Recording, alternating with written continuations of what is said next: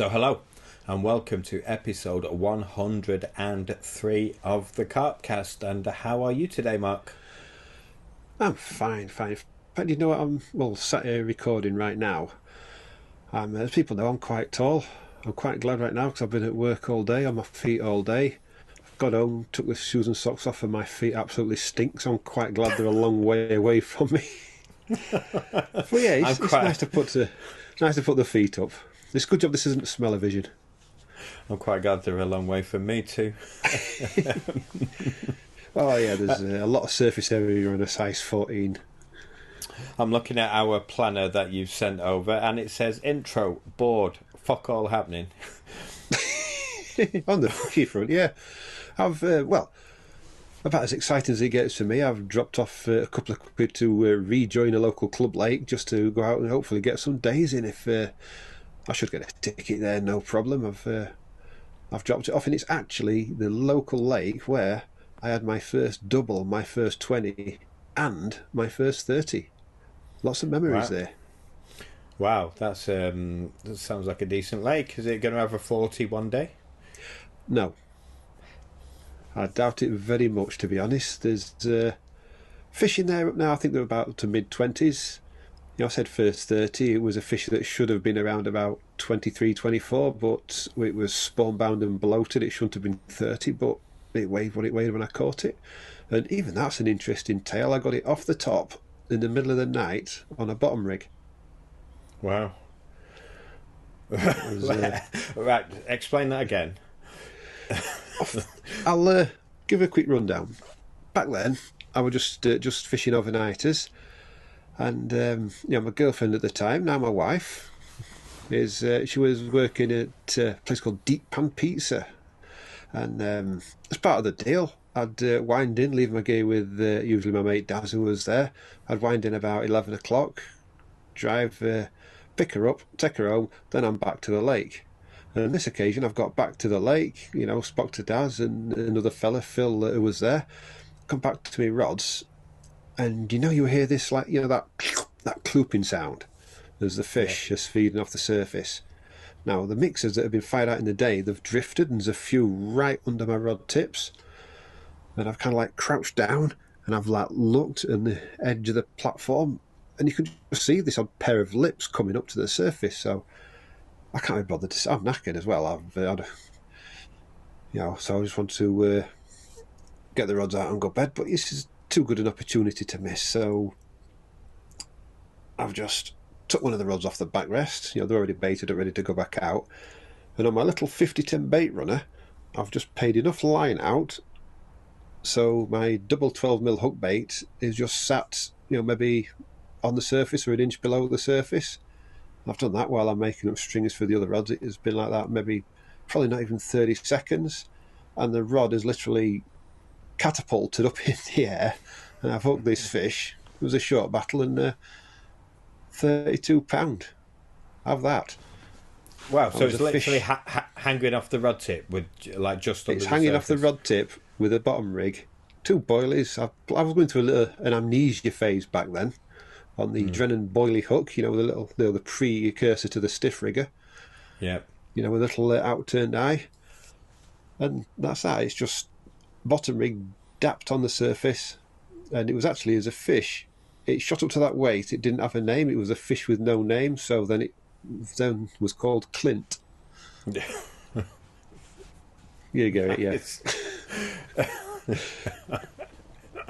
Yeah, it was only caught another couple of times, and unfortunately it perished, but the photos are in the album. Very, very nice. As a famous man once said. I've never had a 32-pounder or any size of fish with it just hanging off the rod tip. I like it. Yeah. What sort of depth? I've never done it since. Was it deep under the platform? It was about up to my waist. Yeah.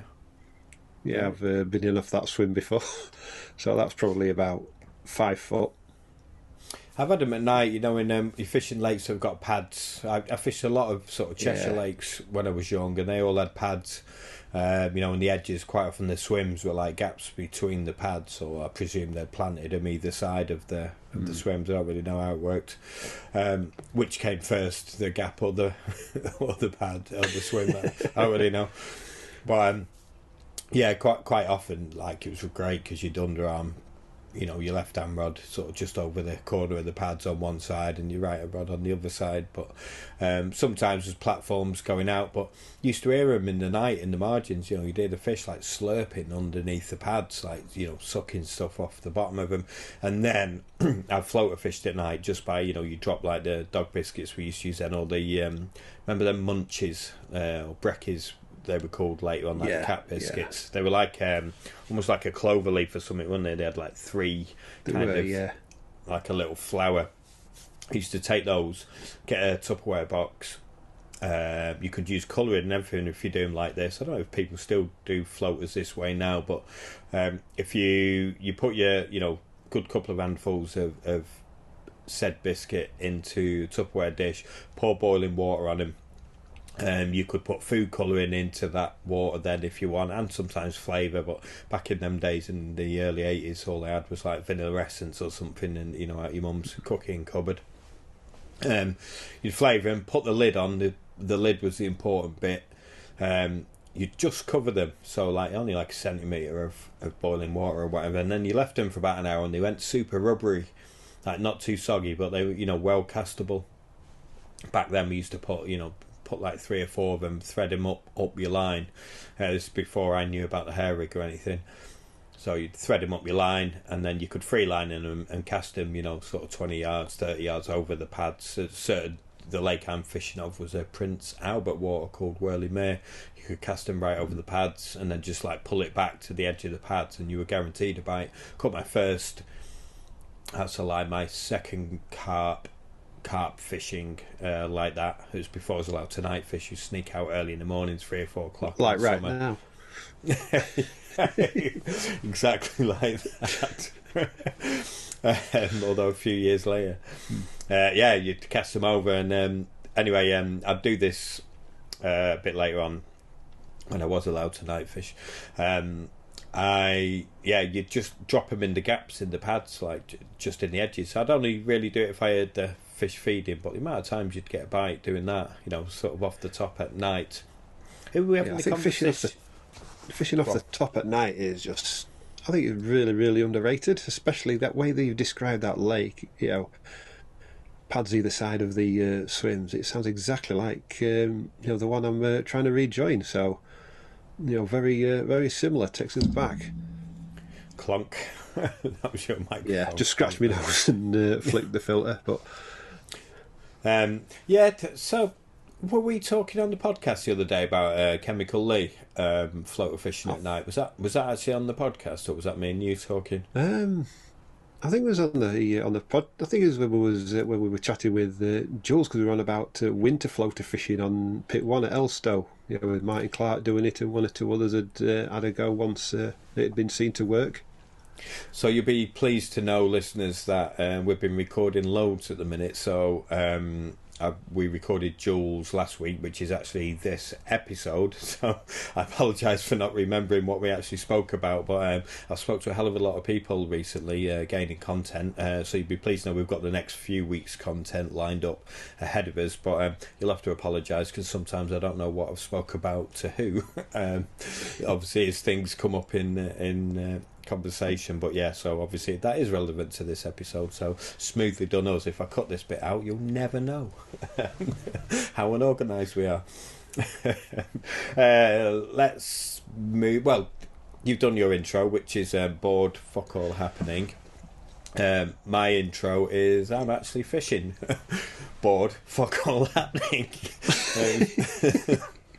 It was -8 when I arrived in the morning. I think I mentioned it on the other podcast. I'm actually doing some work with Nathan, who owns Cromwell. He told me off for preempting. I think I announced it on the last podcast that Nathan's opening a fishing shop up near Ripon on the A1. I announced it. He told me off for announcing it, and then he's got confirmation today. So he's like, well done for announcing it. It's like preempted it. They've accepted the offer. The deal's in place. Everything's done. So I was allowed to announce it. So yeah, you're that's allowed good. now. You've got permission. Exactly. So I'm doing some work with him, helping him chat to some companies, get the account set up, and general sort of stuff. So I had to go down to London for a meeting with the VIP Carp Holidays and Carp Circle guys. I was down there, and then came here to do some more work. And obviously he's allowed me to throw the rods out in the daytime. Put it this way, it's been so cold, I didn't put the rods out for 2 days. Nothing to do with the hangover from the first night at all. More to do with it being -8 and then -6. So I just didn't even see the point. It was so cold outside. Do you know what the water temperature is? Yeah, 3.4 degrees on the surface. Is that ice temperature? Nice. That's sub fact. Tell Nathan I'm coming down with my trunks and my towel. I'll do a couple of lengths. I'll get the video camera out. I've got some filming equipment with me. Obviously, fishing is my business and my living, so I have the camera gear awaiting should anything happen, which is very slim chance. Although it has warmed up a bit. The water temperature today, so I've actually put the rods out today for the first time, and the water temperature today was, I think it was 4.3 on the surface, something 4.4. In the edge, it was actually as high as 6, but as soon as I went out like a rod length, it dropped straight away to 4 point something. So I'm not expecting to catch anything. There's a million cormorants on the lake that have come out of nowhere. Yeah, I know though. Cromwell does have form for doing fish in winter, especially when you get a slight raise in temperature. So fingers crossed, you could be having a Carp Cast kipper. It's actually mild today and tomorrow. It's gone up to, it's hitting 10 degrees in the day, still going quite cold at night, and then it's going quite cold by the weekend, but I don't know if all our work will be finished by the weekend, so I might be back home then anyway, I'm not sure. But yeah, we'll see. It is nice to be out in the fresh air. But my intro is the same as your intro, Mark. not much going on. So, moving on. On the net, have you seen anything? Ooh, on the net. I sent you the text this afternoon. For our Instagram friends, check out the Bankside Buttes page. They've been playing with the Photoshop, and they've been taking well-known anglers, and it's what they'd look like if they were of the fairer sex. And some of them, I would. What about you? Some of them I wouldn't. But I saw that one of Alan Blair that you sent me with the long blonde hair. Alan, blonde hair. There was, you clunked again very loudly. Yeah, I just dropped my phone, so I'm going to have to hang on. Let me mute while you talk. I'll pick it up. And then the other one that I saw, I didn't actually recognise the angler, but it was an attractive looking lady's head photoshopped onto. I don't know what fish it was, but it was a decent sized fish. But the photo got a bit. I thought you would recognise that one. That was Daryl Peck holding a big common from the Orient. Ah, right, yeah. It was recognisable. I just couldn't. Looking quite fit, to be fair. The only thing was that the atrocious Photoshop put me off, because you could still see like the woman's picture. Like her kind of neck like went into the middle of the back of the comet. Like whoever's done it is not actually that good with Photoshop, or they're just using a cheap app on a phone. But yeah, it did give me a little laugh. Yeah, there's quite a few others on the page. There's a good one of Rich Wilby. That one's good, and I think quite a few of the Corda guys have done. There's a brooding looking Danny Fairbrass been girlied up. So yeah, check it out. Bankside Buttes on Instagram, that is, yes. On Instagram, yes. I think Ali himself and Rich Wilby have shared those pictures. So it's all been taken as it is meant to. A bit of fun. Lovely, jubbly. Lots of good feedback for the first couple of episodes that we've put out. Have you Yeah, noticed?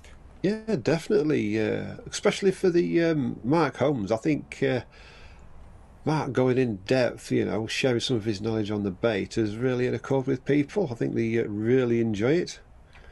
I certainly did.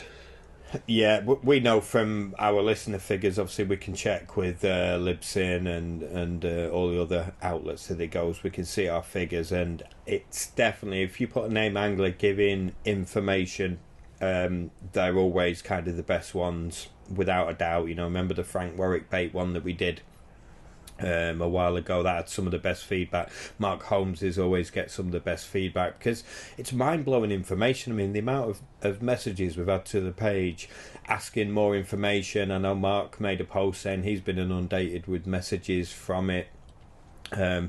It's one of the things, since you can write a magazine article about it, but it's something about podcasts that when you put that information out, people, I don't know, they like retain it better. It seems more natural, doesn't it, with them than like a written article that's kind of been you don't know if it's true, if it's just something to fill the pages. When you hear somebody talking, it's different. And I remember Kevin Nash, the first time he came on the podcast, saying along the lines of all the articles he'd written over the years, he'd never had the feedback that he had from doing our podcast. And obviously all the companies know that now. They've all got their own podcasts. There's probably 20 of them.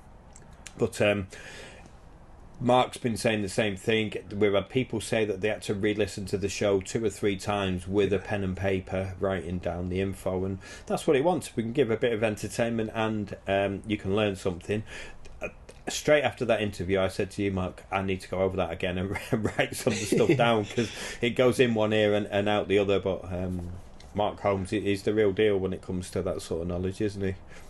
Oh, without a doubt, and I'm sure you'll agree with this. With the few interviews I did in the first 100, the one that does get mentioned probably as much as any of the others combined is sat with John Llewellyn.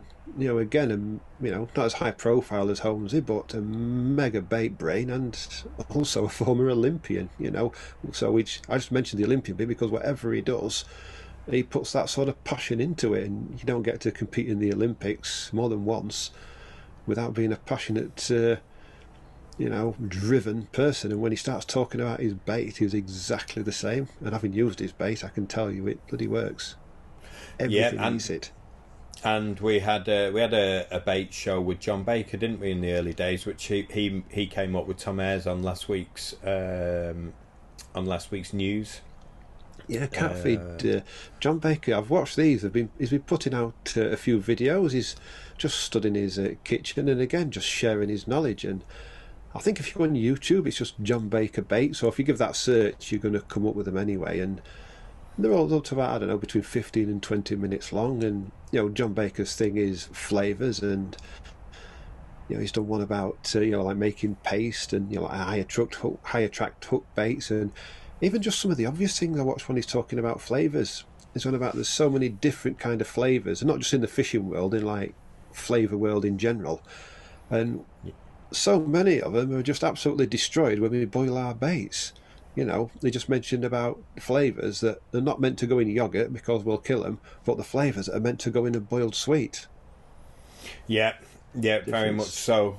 So, it's super interesting. As I said, Thom Airs did mention that on last week's podcast on the Carp Feed and Angling Times news stream. We'll get Thom Airs on very shortly, actually. You've had a worth a look, haven't you, Mark? I noticed. Yes, there's a couple. There's quite a bit of content being floated around at the minute, or either that or I'm just noticing it because I'm not actually getting out on the bank. But your old pal Joe Morgan has launched his Carp Angle YouTube channel with his debut offering, which I've watched it. It's over an hour long, and for free content, it's as good as anything else out there. It's really enjoyable. There's Joe's. I'm not going to give the game away, but Joe takes on a challenge on frying in fisheries and does a bit of blogging about his own fishing. Which has a good start with a couple of really big fish. There's quick cameo appearances from like Ian Russell, Dave Lane, Ollie Davis, and I'm looking forward to see what he comes up with, because I know he's been fishing the St Ives complex, and you know how much I love it down there. Yeah, it's a fantastic complex. Joe's a good friend. I've been on holiday with him. Sort of travelling over to the Indonesia. Introduced me to some people over there that I've become very close with, and that have a hell of a lot of time for Joe. He's an extremely good human being. So check out Carp Angle on YouTube. He's doing like just kind of a donation angle really at the minute for for keeping it going. It's free, kind of like we're doing the Carp Cast. You'll always be able to listen to podcasts for free, and we may be able to sneak a few pounds out of some people every now and again who are in a position to maybe donate and support, but essentially it's going to be free.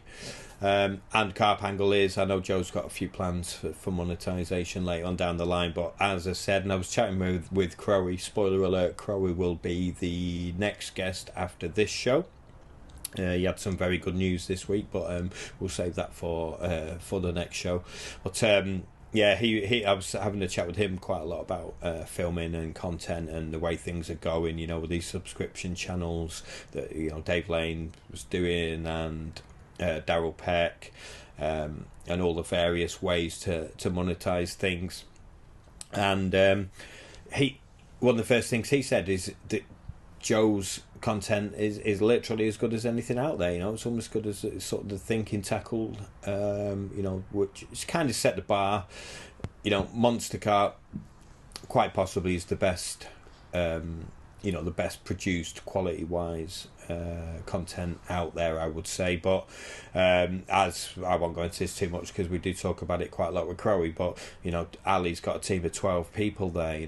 There's 3 crew for every person fishing. Dovey, Spooner, himself, there's a guy there to cook for everybody. There's a guy, Gary, overseeing everything, producing. Like it's a big operation. The likes of these things with Daryl, it's maybe him and one other guy. You and I are going down this road, Mark. It's going to be us doing it ourselves. Crowy's doing it himself. There's a big, Carl and Alex, it's them two, it's nobody else. They kind of raised the bar. So the big companies do have an ability to and resources to be able to have a full crew with them. Who wouldn't want an Ollie Davis following you about like wherever you go?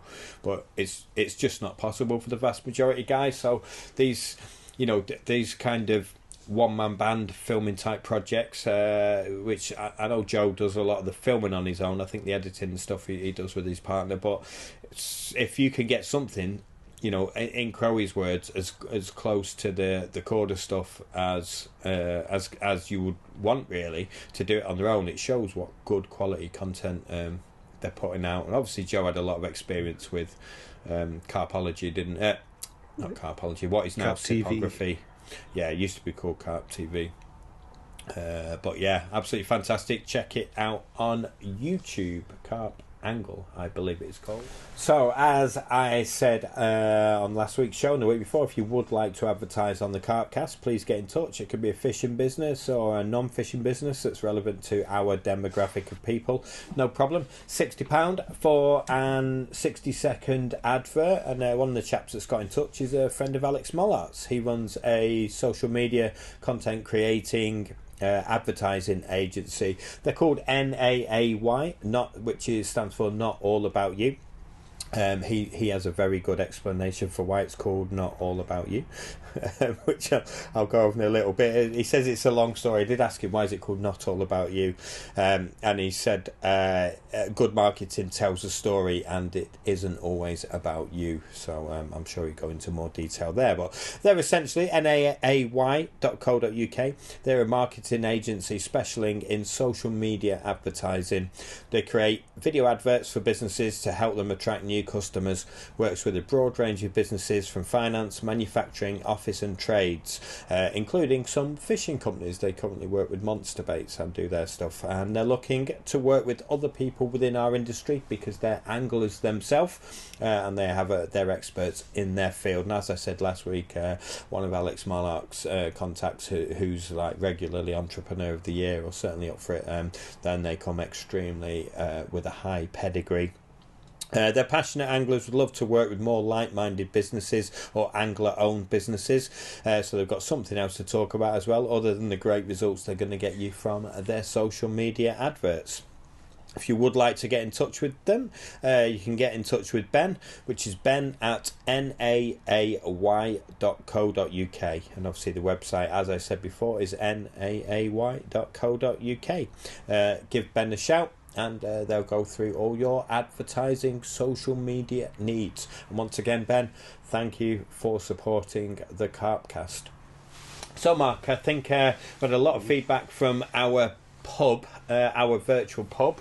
We're going to do a bit of a session in the Carp Cast Inn. What did we? We can have some Carp Cast carnage in the Carp Cast Inn. What do you reckon?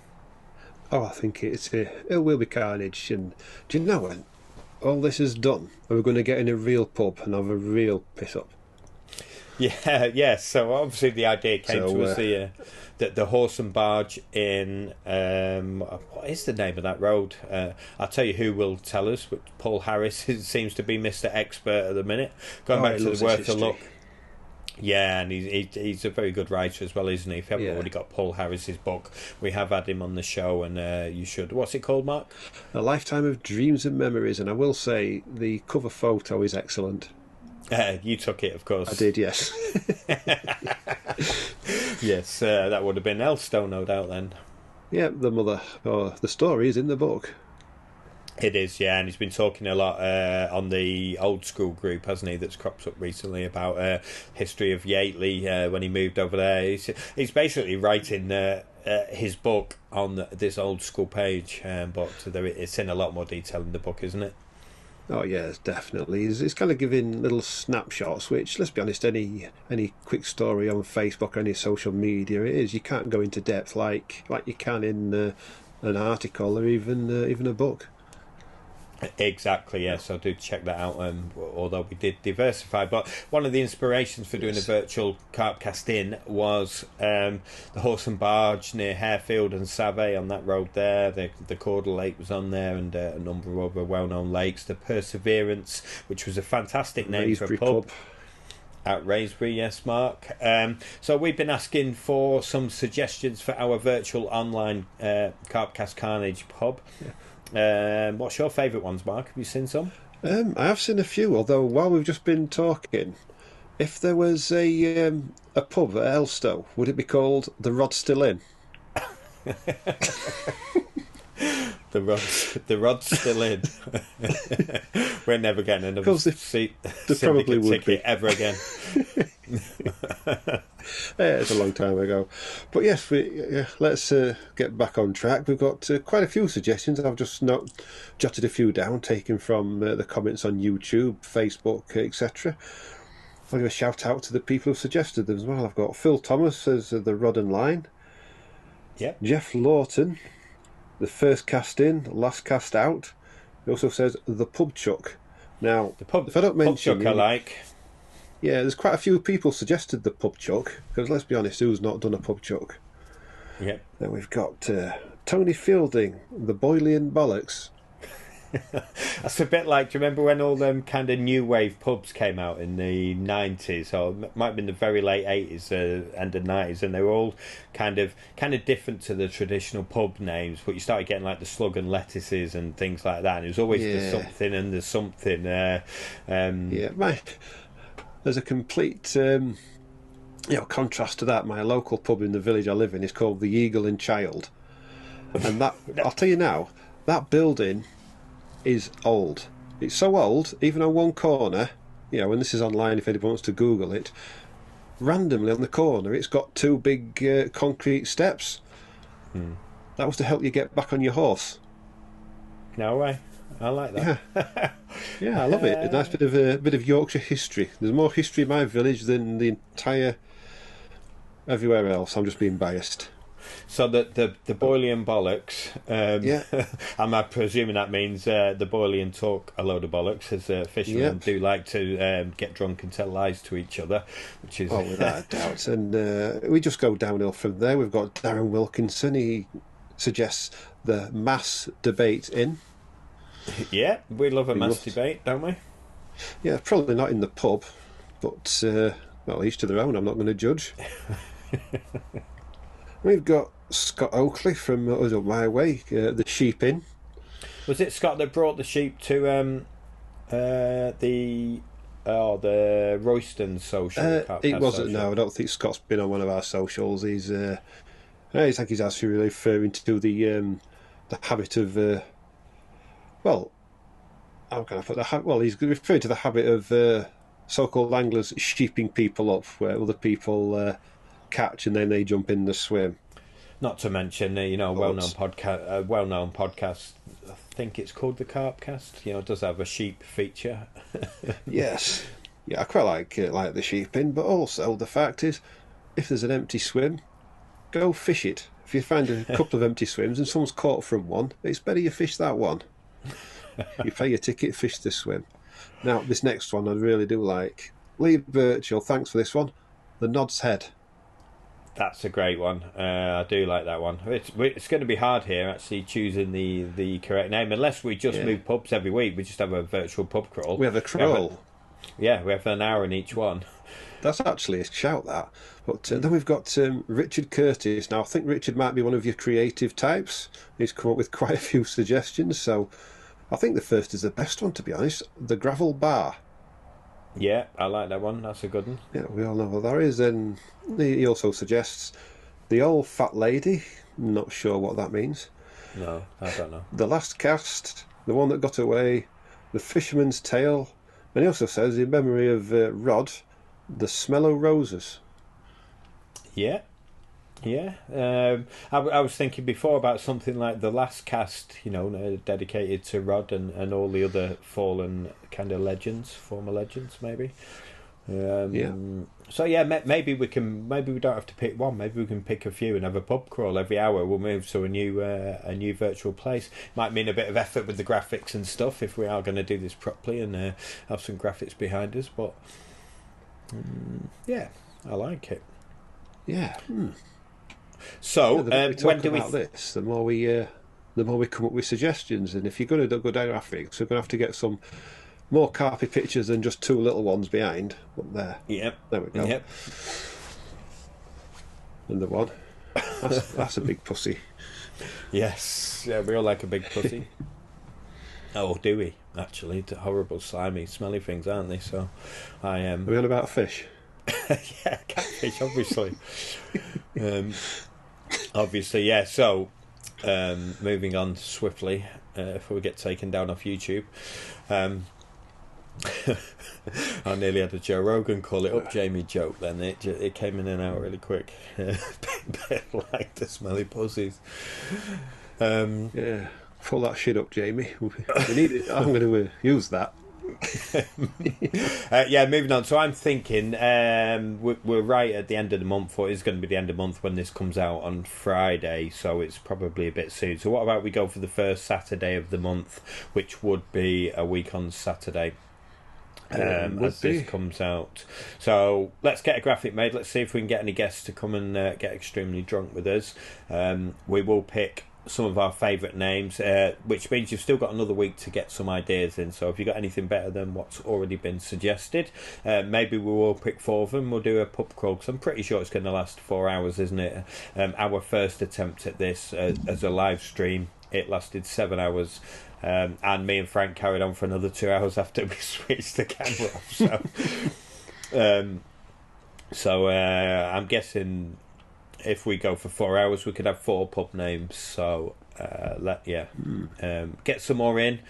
We will invite you to join us on the virtual live pub, which means, in all seriousness, there will be some information given out there. It won't just be us getting drunk on stream. There'll hopefully be some knowledge bombs dropped, and hopefully a bit of light-hearted stuff to go on in this lockdown. And I think we're due to be locked down till most likely April, I think, certainly end of March.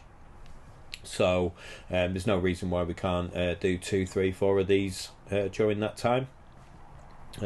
Maybe we won't have it as like an official Carp Cast 102, 103, whatever. It'll just be the Carp Cast Carnage live stream and just wing it out live, because maybe it's not quite professional enough to upload to our normal podcast screen, but we'll see how it turns out. We'll play it by ear, I guess. But it'd be fun to get us all on, I think. I'm sure there's a few names that we can get involved, answer some of your knowledge questions. We'll get some listeners on. Maybe we'll find a way where listeners can call in or send messages or something, and we'll have a bit of an ease up in the Carp Cast in. But in the meantime, Mark, I think we should go and do some news with Mr. Thom Airs. Definitely. Hello once again to Mr. Thom Airs from Cupfeed and Angling Times. How do I find you today, pal? I'm very good, yeah. Still reeling, I think, from Mark Holmes's bait chat with you from probably 2 podcasts ago now. But yeah, that was something to get the grey matter working. So yeah, I'm very good. Yeah, it's fantastic, wasn't it? He's a great one for getting the grey matter ticking, and we've just locked him down for a Carp Cast social cum tuition, so you're basically going to have a chance to win a prize to fish with myself and Mark Holmes in the non too distant future. So yeah, if you really got into him, we'll tell you how you can enter that competition in the very near future.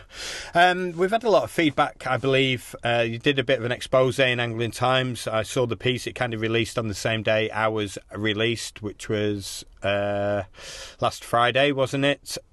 About the VBS, the Voluntary Bailiff service. Have you had any follow-up on that? I mean, sometimes when you go after a body as large as the EA, I mean, not that you deliberately go after them, and the argument is they went after themselves, but you exposed it. What's been the feedback from that? Are you now, banned from all government bodies? Or?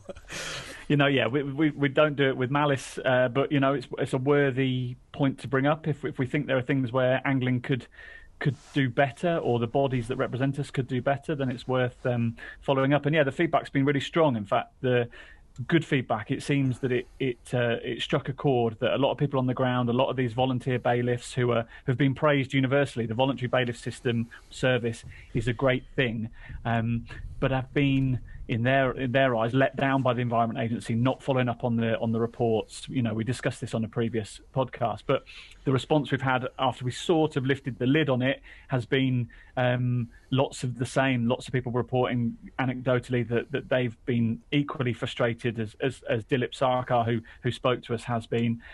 So there has been, lots of messages coming in, some anonymous, some from named people saying, it reflects what's going on the ground. Sadly, the Environment Agency have released a larger statement. A bit frustrating that they couldn't do it when we went to them with our questions, but clearly off the back of what we've sort of unearthed, they've released a broader statement, sort of backing up what they do. But hopefully it's a force for good. Hopefully we can sort of change things. Hopefully we can, with the Angling Trust, and I think there is momentum with the new leadership at the Angling Trust. Perhaps we can see some positive change and better sort of joined up working between the Trust, the VBS, and the Environment Agency. I think I mentioned to you last time we chatted about this that Dilip Sarkar, who resigned in frustration over all this, had a meeting with DEFRA scheduled originally for late January. That got bumped to the first week of Feb and has now been bumped again to Feb 18th, I think. I've just found that out today. So perhaps a bit frustrating on that, but Dilip still has an audience, a virtual audience with a junior DEFRA minister, and is calling for a public inquiry into the allocation of funds and how the Environment Agency responds to the kind of intelligence they get from these volunteer bailiffs. So this story won't go away, and hopefully the outcome, we're not here to pour misery on it. Hopefully the outcome is a positive one, that the EA get their house in order and start to back up the great work of the VBS. That would be a great outcome for angling, I think. Fantastic, and well done for bringing a story that's probably many people don't know about to their attention. Something else this week, something that maybe some people have thought about, some people haven't thought about. It's been mentioned to me a few times by people I know, but that's how syndicates have been handling this COVID situation. Some have chosen to close, some haven't. But with this second lockdown, the fact that there's no night fishing, many places were shut for a couple of months during the first lockdown. That means there's no cheap syndicate tickets these days. You know, clubs are a different story. Day ticket lakes, obviously self-explanatory. But a lot of these syndicates, because they're a business and they have premises, i.e. the lake, you know, they own something. They have received a hefty payout from the government twice now. 10k was the first one. I'm not 100% sure what the second payout recently has been, but I know there has been one. And you would presume that money's being passed back to syndicate members because they've already paid their money. But in your research, is that the case? Yeah, it's a tricky one, this, and there's not a sort of one-size-fits-all answer. I think the general feeling is that a lot of anglers, and we surveyed anglers on our Facebook page in the beginning, the first lockdown, a lot of them felt a lot of goodwill to clubs, to those sort of societies that support fishing in local areas, that a club water deserves a bit of money. And, you know, if it's a 60 quid season ticket, a 70 quid season ticket, generally the feeling amongst anglers is, I don't mind my local club keeping the entirety of the money. They can't help COVID, and, you know, angling clubs are generally a force for good. Where it becomes a bit trickier is, as you say, on these private syndicates where they're a money-making enterprise. They will have been eligible for government handouts and government help during coronavirus. And it's up to the individual owners, I guess, and their conscience, whether they hand those sort of discounts back to the anglers. And I think a further element of that is that some of these waters are so coveted with huge waiting lists that the owners can play sort of hardball with their members and say, well, you know, like it or lump it, I'm not going to give you a discount. And there's plenty of people who'll take your place if you want to, you know, bugger off in a huff over it. So the private lake owners do hold all the cards. I'm sure there's plenty of benevolent ones around the country who are passing on discounts to members, but I'm sure there's probably a few on you know, expensive syndicates where there's been no discount, there's been no concession for what's happened over the last year or so, and I'd imagine some members are pretty annoyed about it. So it's a tricky one. It probably individual lakes vary from place to place. Yeah, I know during the first lockdown, I've got a few friends that are members of the Lynch Hill Syndicate, Stoneacres, Willow and Christchurch, and at the first lockdown, they all had an email, a message in the group or whatever, and one guy didn't know. I know he went to fish after the first lockdown, and there was £220 waiting for him, a rebate from the time that he'd lost pro rata on his ticket. He didn't even have to ask for it. That Lynch Hill had just decided they were going to give it back. Now, you know, not in the business of naming and shaming ones that haven't, because maybe they plan to discount next year's ticket or whatever. So I don't want to throw anyone under the bus, but it's an interesting point that, you know, if it is a coveted ticket, you know, there's always that threat there. Do I rock the apple cart? Because, you know, life's very difficult if you don't get on with the syndicate leader, and there's many examples of that over the years. And as I said, but legally, I think if you buy something and don't get what you paid for, you're entitled to your money back. I mean, that's consumer law in the UK. So it's even worse. You know, the syndicate owners haven't lost any money. They've been paid. They've already had the money from the syndicate people, and then they've had, you know, significant sums of money in grants that they don't have to pay back for loss of business. So that's not their money technically, is it? Because they've already had the money from the syndicate owners. So I hope that, you know, these syndicate leaders are going to make it right without, you know, making it difficult for people or putting people in a position where they're uncomfortable to even mention it. But that's one of the reasons why I want to bring it up here, because it has been mentioned to me a few times by you know, different people. Obviously, people send messages into the Carp Cast all the time and ask for advice. They think, like, with the knowledge on everything, you know, from fish stockings to pollution to all sorts of things. But all we can offer is a voice and put it out there into the ether, and hopefully it generates some discussion. And, you know, either people that weren't intending to rebate or you know, give some sort of benefits to their paying customers. That maybe they develop a conscience. But yeah, I think it's an interesting one that might come to a head, you know, on renewal time, and people might look back over the last year and think, well, how much fishing did I actually get? And as you say, you know, at Lynch Hill, that sounds absolutely brilliant, and I'm sure there's plenty of other examples of kindly syndicate owners, and probably a few examples where they're less generous. So yeah, you know, if people are welcome to message, you know, the Carpfeed page and the Angling Times page as well, if they've got anything that they want us to investigate. We're happy to look into things. Can't always promise that we can get to the bottom of everything, but it's one of those things that, you know, if there's a groundswell of opinion and sort of disgruntlement from people, then we'll always look into it as well.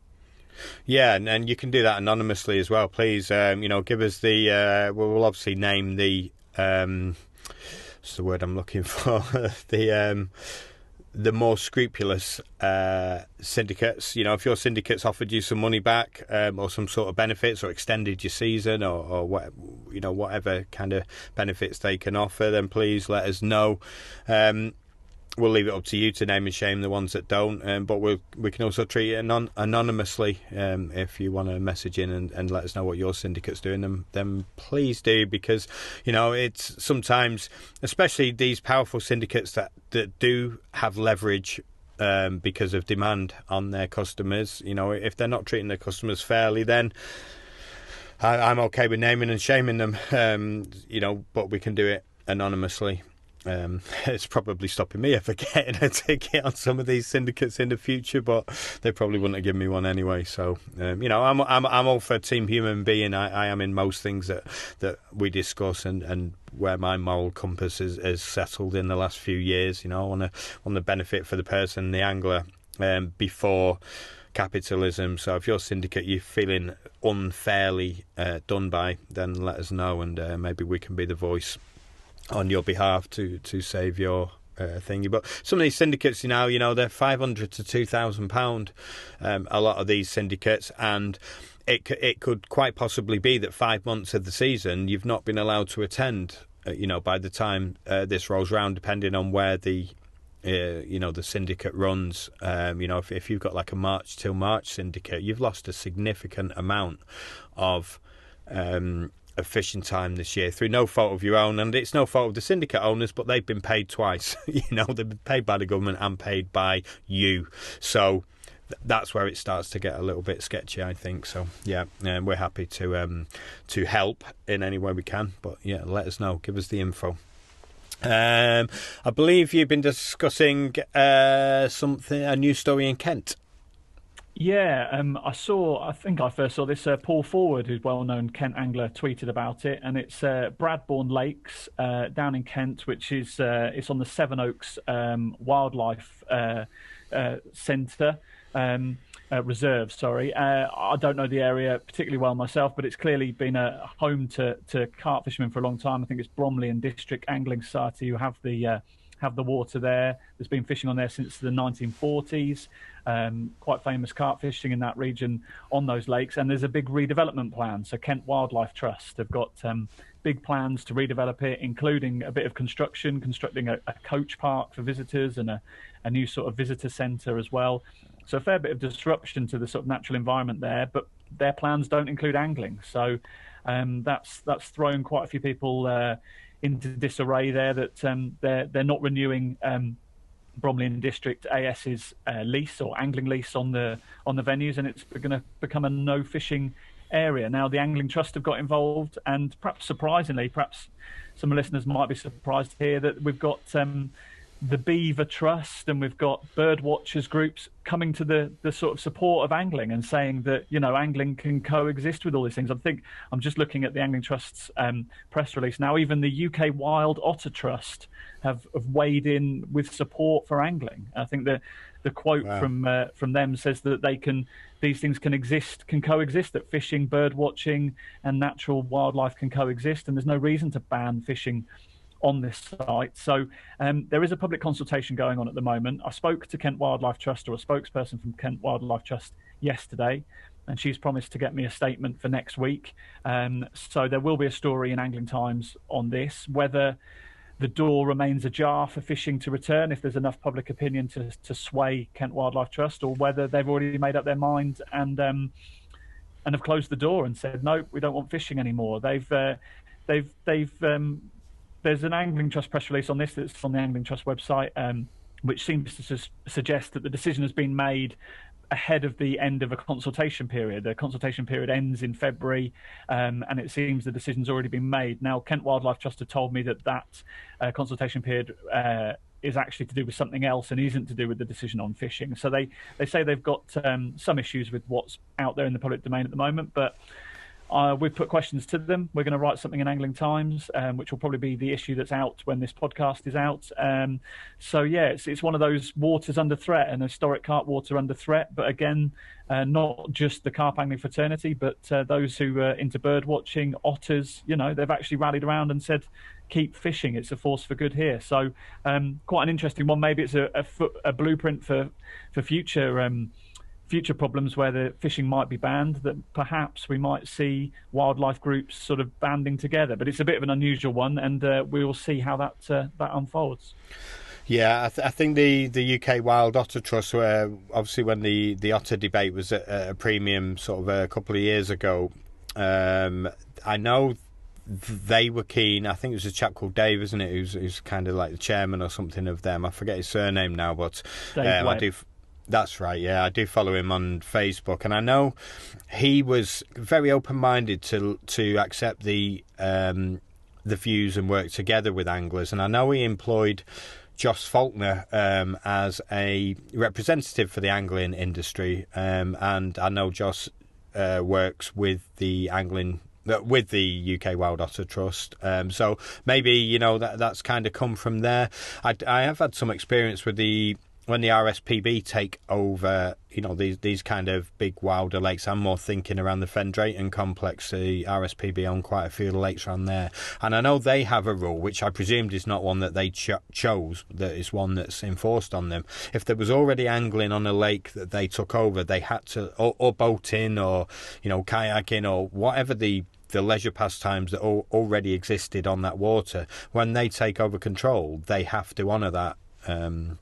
So why it would be any different for this group taking it over, I don't know, because I know the RSPB are binded by that, unless some laws have changed, some local bylaws, I don't know. But if it's always been for the benefit of various things, whether it be windsurfing or fishing, if that's always gone on that lake, when you now take over control, that still has to go on.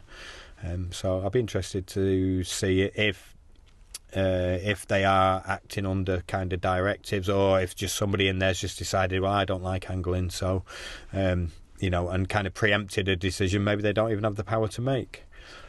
I mean, as I understand it, I think Kent Wildlife Trust have always owned the site. I think they want to develop it and add more facilities, and perhaps as a part of that regeneration, that angling falls by the wayside. So it's an interesting one, and again, could be a bit of a test case for things that might happen elsewhere in the country. So there's clearly, looking online, there's lots of anglers who are supportive of keeping angling in place, and perhaps you'd like to think they might listen to reasoned debate from anglers who fished there clearly for many decades. Is there somewhere anglers can go and show their support if they want to kind of rally behind the cause? There is a consultation open on. If you look on the Kent Wildlife Trust website, there is I think it's under a title of something like "Contact Us" or "Tell Us Your Thoughts."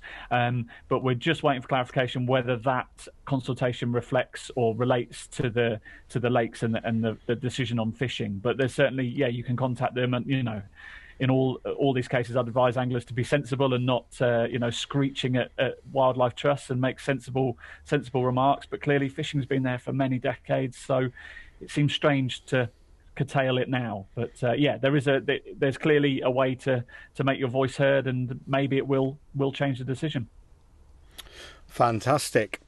And finally, I've always wanted to say that at the end of a news, a nice little light-hearted piece to finish the news off. Maybe we need a more carpy term for "and finally," and the last cast. Or we've had some requests for our virtual online pub, the cast in or the last cast in.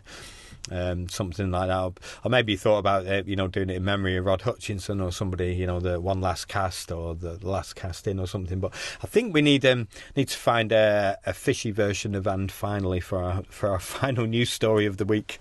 But and finally, has anyone actually caught any fish? Yeah, it's always nice to end on a positive, isn't it? And try and get a bit of motivation. I'll be honest, I mean, you're on the bank. I'm kind of envious of you. My own motivation's a little bit waned at the moment. But we had, it was last Saturday as I talk now. It might be a couple of weeks gone by the time this is released as a podcast, but freezing conditions, -2. Bloke called Peter down in Somerset, been fishing day sessions, been really successful over the winter, had to defrost the padlock to get in. So I'd imagine a bit of heat applied to the padlock to try and get the key in. And then within an hour or two, I think an hour actually, he had a 52-pound, 2-ounce winter common. Wow. I believe it was a fish stocked by Simo. He caught it previously. This fish is known as speck, and Peter caught it previously at 36 pounds 10 years ago.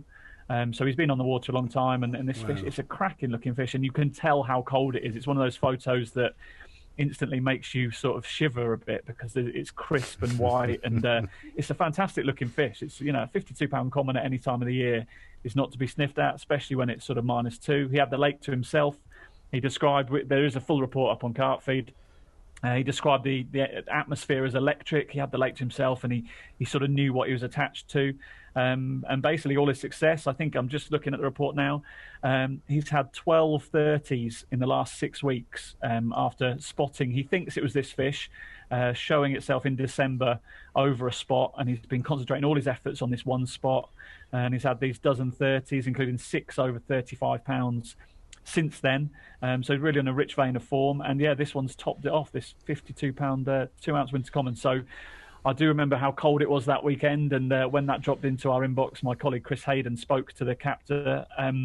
Yeah, it shows, just gives you that kick up the arse to say, you know, that you can still catch them. You can't catch them on the sofa, sort of thing. So yeah, if you get it right, then there's still rewards out there. You know, catch reports are pretty thin on the ground at the moment. I think a lot of carp anglers are conditioned to doing an overnighter or nothing. You know, it takes a bit to get out of that routine of just going for a day. It feels a bit alien to a lot of carp anglers, but there's still a few fish being caught, and I think the mild weather we've just had just before recording this, we'll probably see a few fish on the bank. I saw Rob Hughes has had a couple of day session fish, and yeah, conditions are wet, but they're fairly mild at the moment, so not too bad for angling, it seems. And good luck this chap ever getting back in that spot again. now it's out there. I know winter fishing, location is so important. You can have hits in winter bigger than summer hits if you find them, because those fish aren't moving. You know, once you get that location, once you find a little edge, you see one show in winter, that information is invaluable, because those fish aren't going anywhere. You know, they're not touring the lake every day. They're literally found somewhere they like for whatever reason. Maybe it's sheltered from undertow, from wind directions. Maybe there's a natural larder down there. There can be 101 reasons why they choose the spots they do in winter, but once they're there, they're normally there for a few months, you know. So, and you can set your watch by the bite times normally as well. It's, you know, they might have a little half-hour window every day where they feed. I always find sort of that 12 till 3 in the afternoon period is this time of year. Although I've been fishing that time every day this week for nothing. So we shall see. But we're actually in that time period now. So who knows, I might get a screamer. But thanks, Tom. If you've nothing else to add, then we shall see you next week. Yep, see you then. Yeah, this is Ragnar, who's showing us his rectum. Oh. Cat's bum. Yeah, big thank you to Tom there. It was nice to get the news. What next, Mark? I think we should go to Mr. Julian. Yeah, I think we should. And yeah, I think before we maybe introduce Julian or get him in, I should just say, you know, Julian has done several podcast interviews around. He puts a lot of content out, but I think we're going, you know, slightly different. We talk, you know, not just about, you know, multi-rigs and day sessions. There's a lot more to this interview than what's already out there. Yeah, I really hope you enjoy it. We had a lot of fun recording this one. As we do with the Carp Cast, we get philosophical, we go off at tangents, we tend to talk a little bit about life, and we do talk quite a bit about life and the fishing industry here. Yes, there is lots of information. We had an absolute banger last week with Mark Holmes as far as technical stuff, and we'll have plenty more. And this one, it's we talk about everything, you know, and getting a bit of an insight into Jules's brain. And he's such a lovely human being that it's nice to actually find a bit more about what makes him tick. So I really hope you enjoy this. And if you're one of them that only likes the hardcore fishing talk, then we'll see you next week. Cool. Here's Jules. Feels like I'm in love. Just like the first time I met you.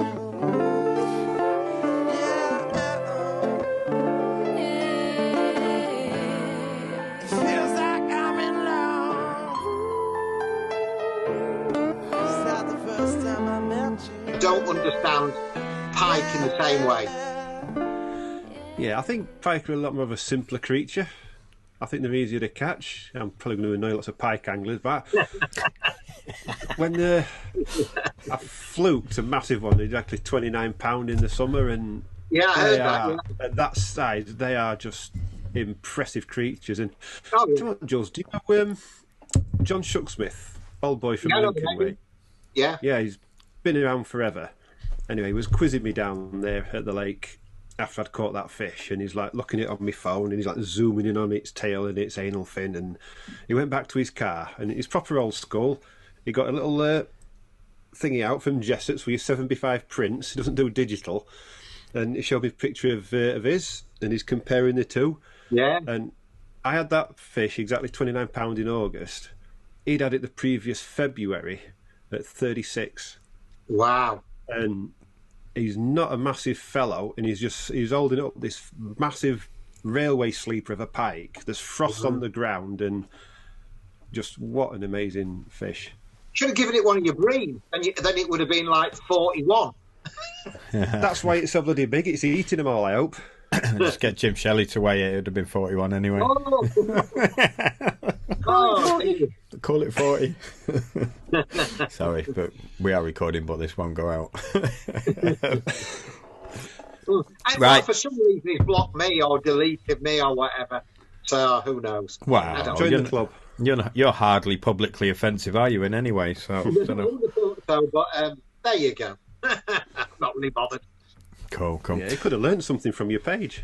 I don't think so. Right, I'll introduce it and we can wing it. I haven't actually planned anything. I've got your page up. You've done so much stuff, Jules, on well, let's just get into it and take it sure. as we are. So I'd like to welcome a Carp Cast favourite, all-round nice guy, the one and only Mr. Julian Cundiff. How are we, Jules? Oh, very good, very good. It's the start of the year. I've been fishing today. It's been flipping freezing. So, yeah, it's great to be out. Back in the day, of course.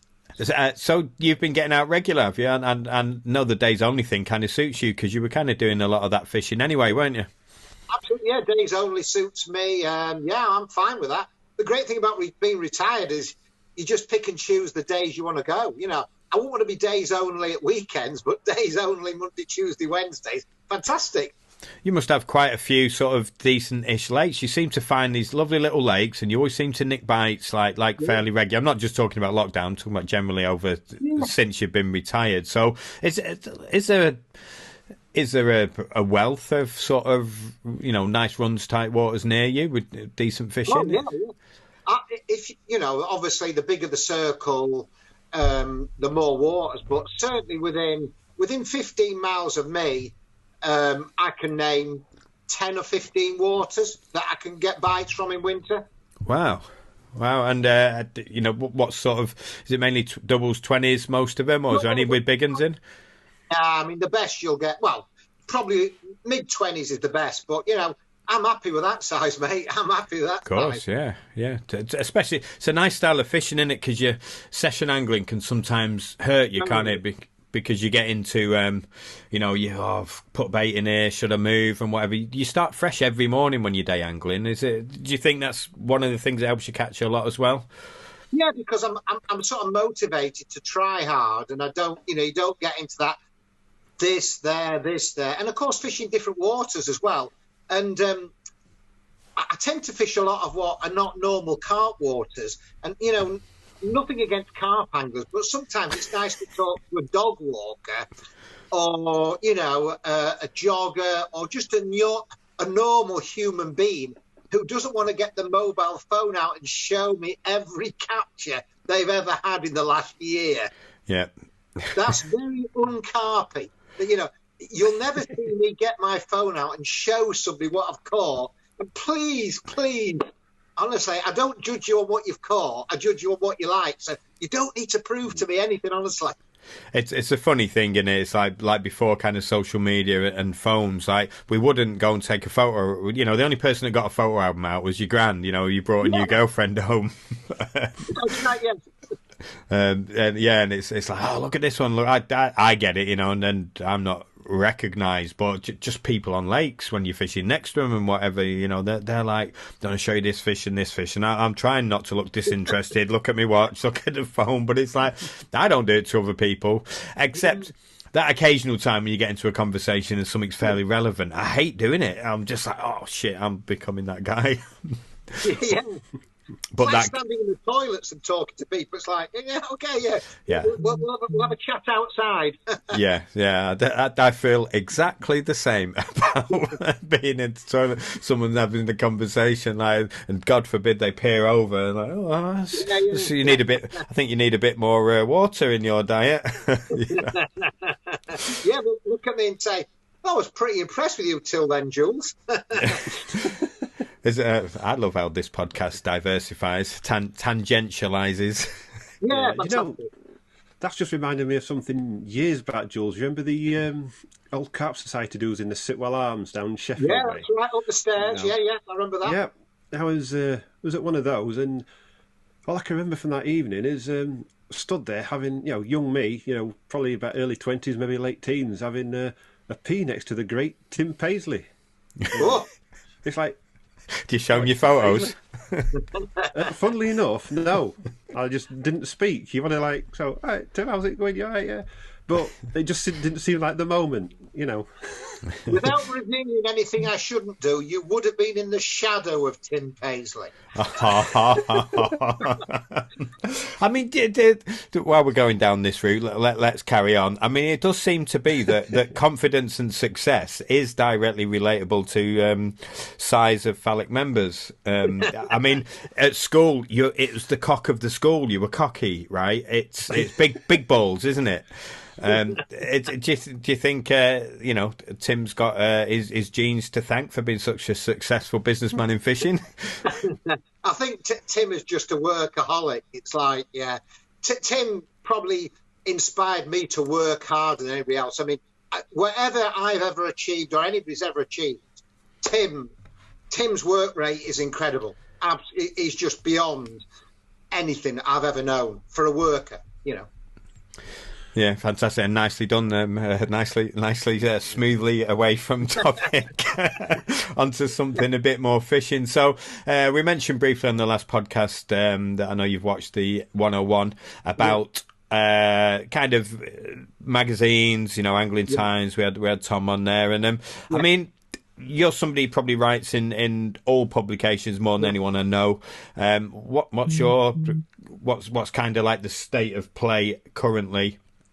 The problem is, and I can only liken it to a spod and a spawn. It doesn't matter how good a spod you make nowadays, because if everybody's using spawn, it doesn't matter how good that spod is. And the problem is, in the olden days, people would buy magazines for 2 or 3 years. They'd drop off because they'd seen it all before, and new people were coming in. The problem is nowadays, it's timeline, isn't it? That's not a medium the newcomers or the newer anglers use. So it doesn't matter how good the magazine is. It could be a 500-page magazine for £3. It's not a medium that the newer anglers use. It's progression, you know. And there is a place for print, but not as it used to be. Got you. I keep hearing somebody's phone vibrate. Is yours on the table, Mark, near your mic? Or is it yours? It could be yours, Jules, if you're on your phone. Don't matter. You just got text messages coming in. So I've got no friends. It's not mine. Yeah, we're not as popular as you, Jules. Yeah, and the thing with the magazines is we've got instant information these days, and it's that instant gratification, and the magazines are always behind. But there's something that they can never replicate, and that's kind of, we've all got that feeling of seeing ourselves in a magazine. So it doesn't feel the same as looking at it on a computer screen or Facebook. You pick up a mag, you got an article in there, or reading someone else's. There's a little bit of magic about about that as well. That's me on my phone, so sorry about that. It's just stop, whoever it is, stop contacting me from now on. This is going out next Friday, so that might not work. A week on Friday this will be. We got Holmesy next week, so we can't not talk about how active you've been using these new instant medias, internet and thingies. Your page at the minute is giving out so much info. The Julian Cundiff angling page. Yeah. Giving out so much info, I was really interested in the spot stuff because that's something that I pay a lot of attention to, or have done, certainly in my earlier days.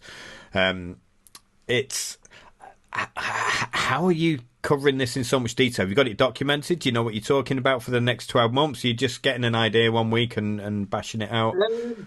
What is funny about we'll go back a little bit, and this is really funny. I never used to bother with the internet or anything until about 2003, and I went on. Was it Northern Carp Fishing Forum or something? Yeah. I remember that one. And somebody put something like, "Whatever happened to Julian Cundiff? Does he still go fishing?" and bearing in mind, I was still fishing just as much and catching just as much. But the public perception, if you weren't in the magazines then, if you weren't flavour of the month in Carp World, depending on who the editor was, or Advanced Carp Fishing or whatever, then you weren't, because there was no, there was no internet as such. So I thought, of course I'm still flipping fishing, and that's how really I started developing my presence over the media. But the actual Julian Cundiff angling was, my life's not just about carp fishing, as you well know. The problem is I wanted to talk in depth about carp fishing and how to do these things. But on the Facebook page, where I've probably got equally as many people who are not adamant hardcore carp anglers, I thought I don't want to bore them to death talking about finding spots and the origins of the NASG and, weatherproofing bivvies. So I decided to come up with a separate page on it. Yeah, and it seems to be very well received. You only started it recently, and it's like 6,000-7,000 members or something now. And I did it on the 16th of September, and it's now it's just short of 7,000 members. I mean, it's free, but I don't know. It seems quite a lot of people to to follow it in 4 months. Yeah, it seems a lot, but it's same with all social media. It's quality content regularly, which seems to be what you've been doing. You mentioned the what was it? The NASG, was it there?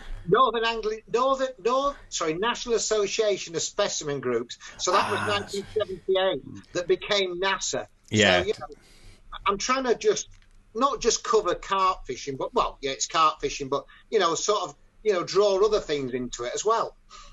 Yeah, I remember NASA. I was a member of that for I think 1 year while I was a kid. I'd never heard of the NASG beforehand, but it's amazing how they've evolved these clubs. So I noticed, as I said, one of your threads recently has been talking about CAA, BCSG. Yeah.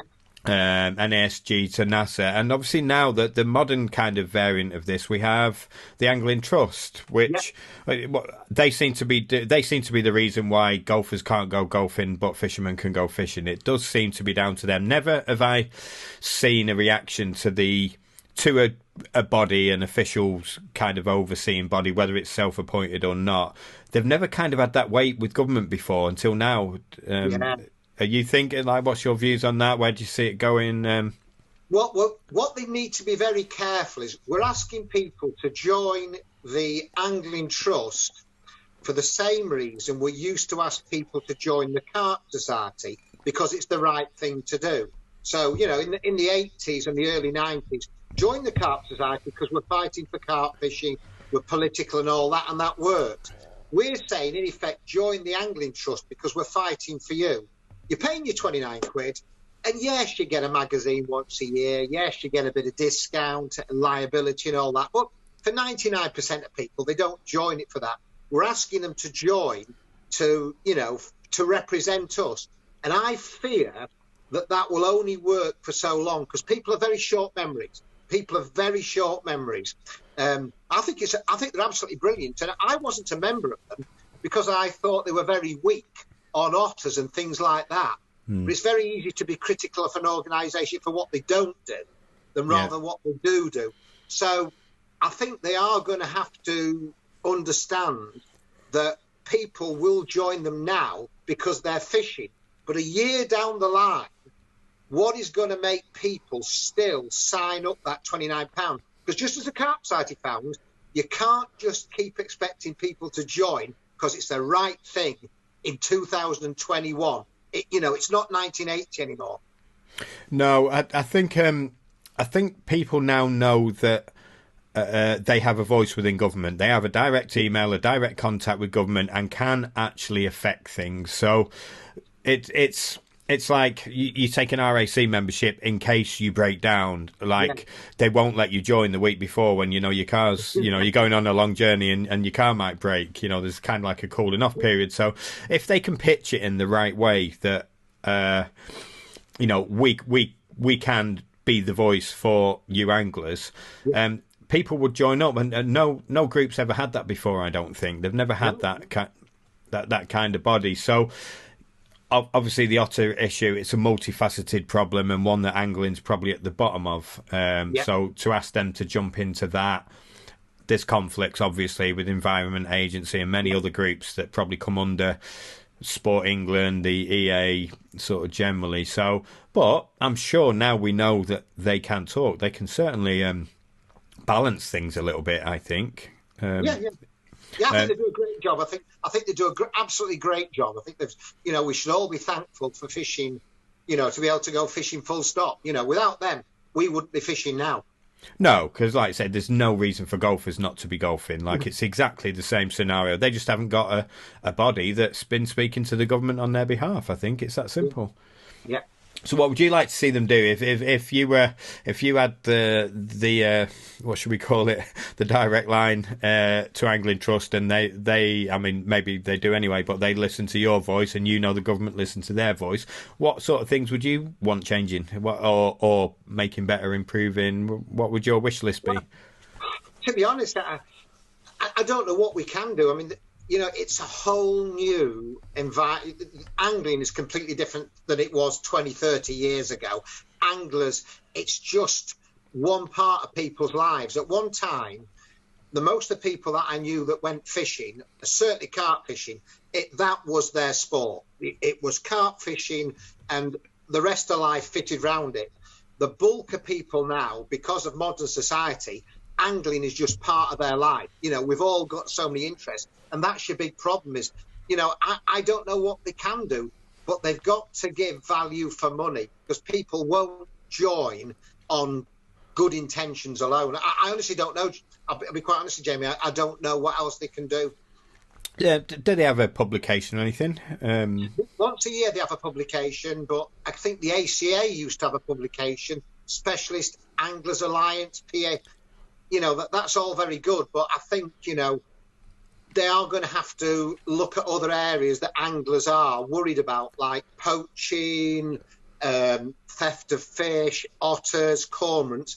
I don't think they can just exist by concentrating on one thing. I do think that people want people to fight their corner in many ways, and I think it's an awful thing to say, but this is the easiest time for the Angling Trust to ever get members. They couldn't have a better time to get members. It is only going to get harder next year. Yeah, as you know from from our last show, and you may know anyway, they picked up 2,000 new members that week. Brilliant. Absolutely brilliant. I mean, that's a lot. It's not to be sniffed at. 2,029 quid. The government must see that money coming in, and they can do more things like that if they address situations. Because don't forget, it's not just carp anglers, is it? It's all angling. Everybody. Sea angling, fly fishing, course anglers. I do think they need to constantly bang the drum about what they are achieving, what they're trying to achieve, because good intentions and work in the background and we'll let you know something soon is not enough to get people to spend 29 quid. We know that, Maybe they need an advisor, somebody, maybe ourselves. We should put ourselves forward. We can have a quarterly magazine.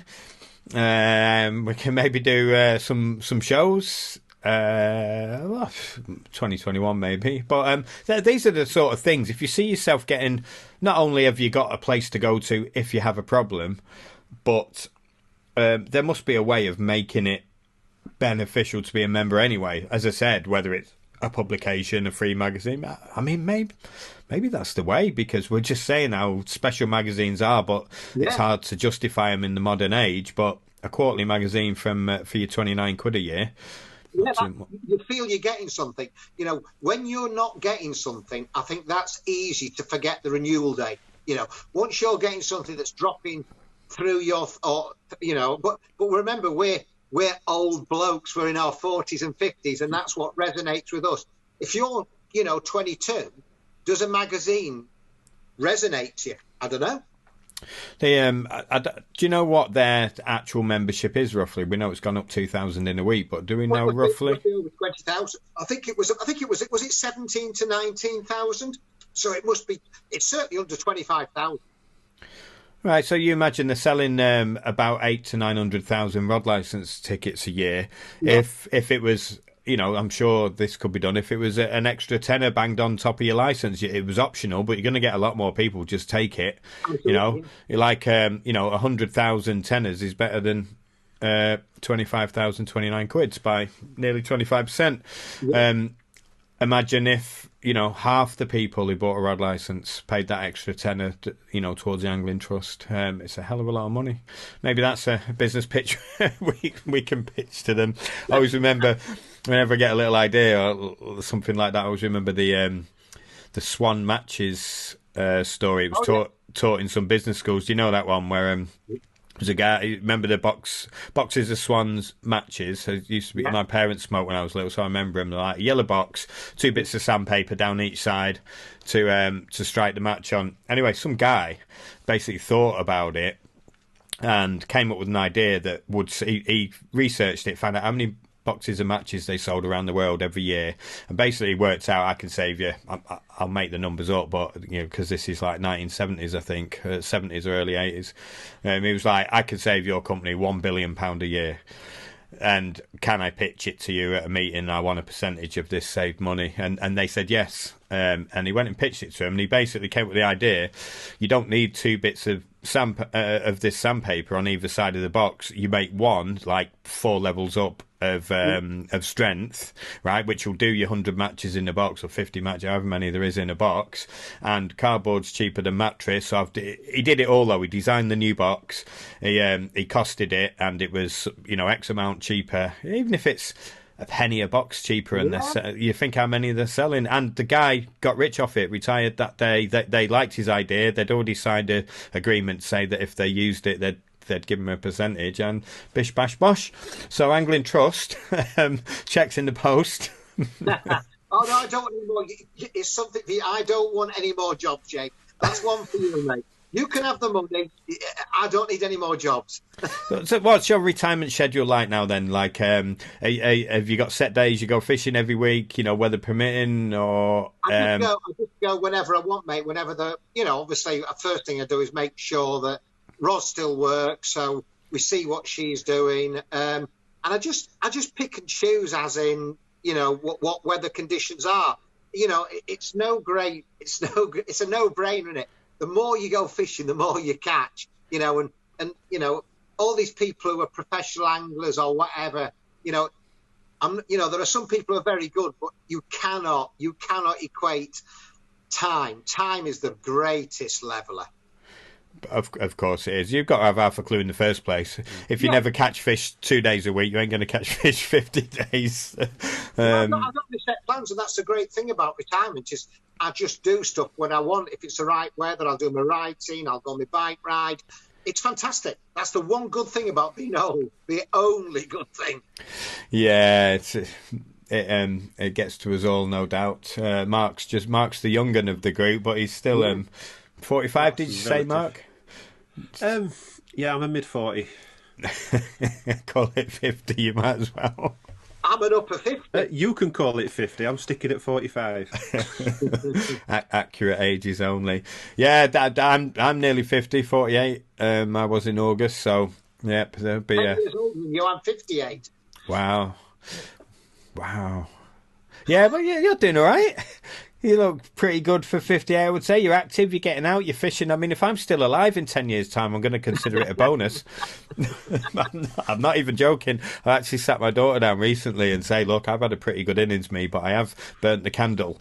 Do not be upset. If I die like early 50s, mid 50s, I mean, I don't want to. I'd love to be a Tim Paisley and still pushing a barrow at 70 plus. I mean, Tim's 80. God, Tim's well in his 80s, mid 80s plus. Yeah, but he was active all the way through his 70s. I don't know how much he fishes now, but he certainly was up until recent years, wasn't he? Tim. I think Tim started Carp World in his 50s. That's incredible. When I was in my 50s, that's the last thing I wanted to do. So, in effect, Angry Publications, Tim Paisley's, rise was at the age where most of us are thinking of retiring. I mean, that is some work ethic. Yeah, I hadn't really considered that. It's obvious when you think about it, but you're right. I mean, I'm not 50 yet, and I've lost pretty much all of my businesses through COVID. Northern Angling Show, the actual venue's gone. Event Cities doesn't exist anymore where it's held. So whatever format it appears in when we do get back to normal, it's going to be different because there is no Event City anymore. Wow. Yes, I mean, it's obviously all they do is events, and there aren't any. We can't put lots of people in the place. The holiday companies, no one can get to different countries. The travel corridors are short. And it's always been music, festivals, events, fishing shows, holidays, is all I've done for the last sort of 30 years. And it's gone. I'm one of them that fall through the cracks financially because I was director of all the companies, but don't pay myself a wage, just pay dividends. So you can't claim any furlough or I can't claim the self-employed thing. So everything's completely up in the air. But then when you hear something like that Tim, he obviously jumped on something at the right time because carp fishing was starting to boom then. And he's had, a good 20 years, 25 years at that. Tim started Carp World in '88, so that's 33 years ago. So Tim was probably 51, 52 when he started Carp World, and the only reason Carp World started was he'd gone to the Carp Society and said, "Look, carp fishing was, I think, quarterly or biannually or whatever." And he said, carp fish is going to explode. We need to have a regular magazine. And I don't think the Carp Society were interested in that for whatever reason. So Tim set up, obviously, Angling Publications. And he's probably retired comfortably from that, I would guess. I don't know. You'd have to ask Tim. But he's, Tim's never been about money. He's been about achievement. So I don't think, I don't think he's short of money. But Tim was always about what you achieve rather than another pound here, another pound there. What Tim has achieved, you look at Carp Talk, Carp World, all the conferences, his achievement, he'll be viewed. You're never viewed on how much money. Nobody ever says he was a great bloke, he had 4.7 million.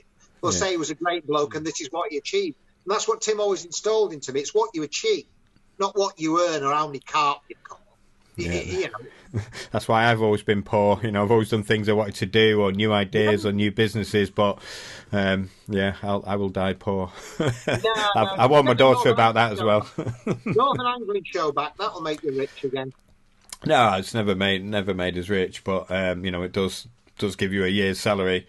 But yeah, look at what's just happened though. Out the blue, we had something, there was 15,000 people at the last show to zero for something out of our control, like something you could have never pictured happening, and bang, business is gone. And it's not a sob story. I'm a survivor. I know I'm bright enough to get a new business going, but there's a lot of people going to be affected. So do you think we'll see, obviously we've had a boom in angling, shops are 30, 40, 50% up, some double.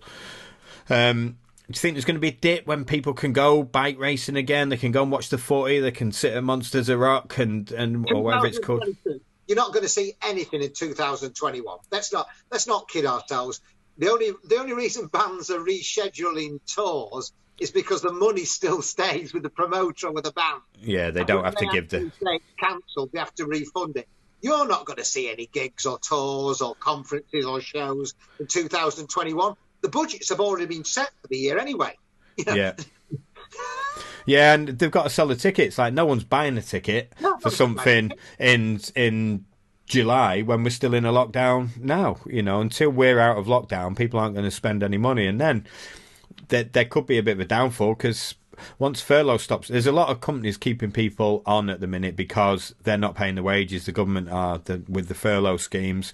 When that furlough money stops, that's when we're going to find out which companies are going to survive and which ones aren't. And it's sad, but there's going to be a lot of people in worrying times. Yeah, I've predicted since February that there'll be 30% unemployment in this country, like there is in Slovenia, Croatia, and those sort of places. I think we're going to head that way for a short period of time.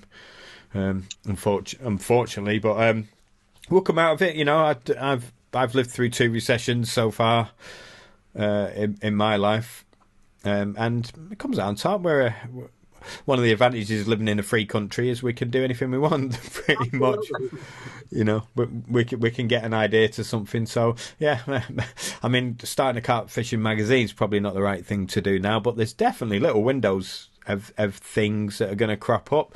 I mean, you know, you're making the most of kind of the social media now. You've got the time to be posting. It's almost like you're writing mini books, isn't it? It's.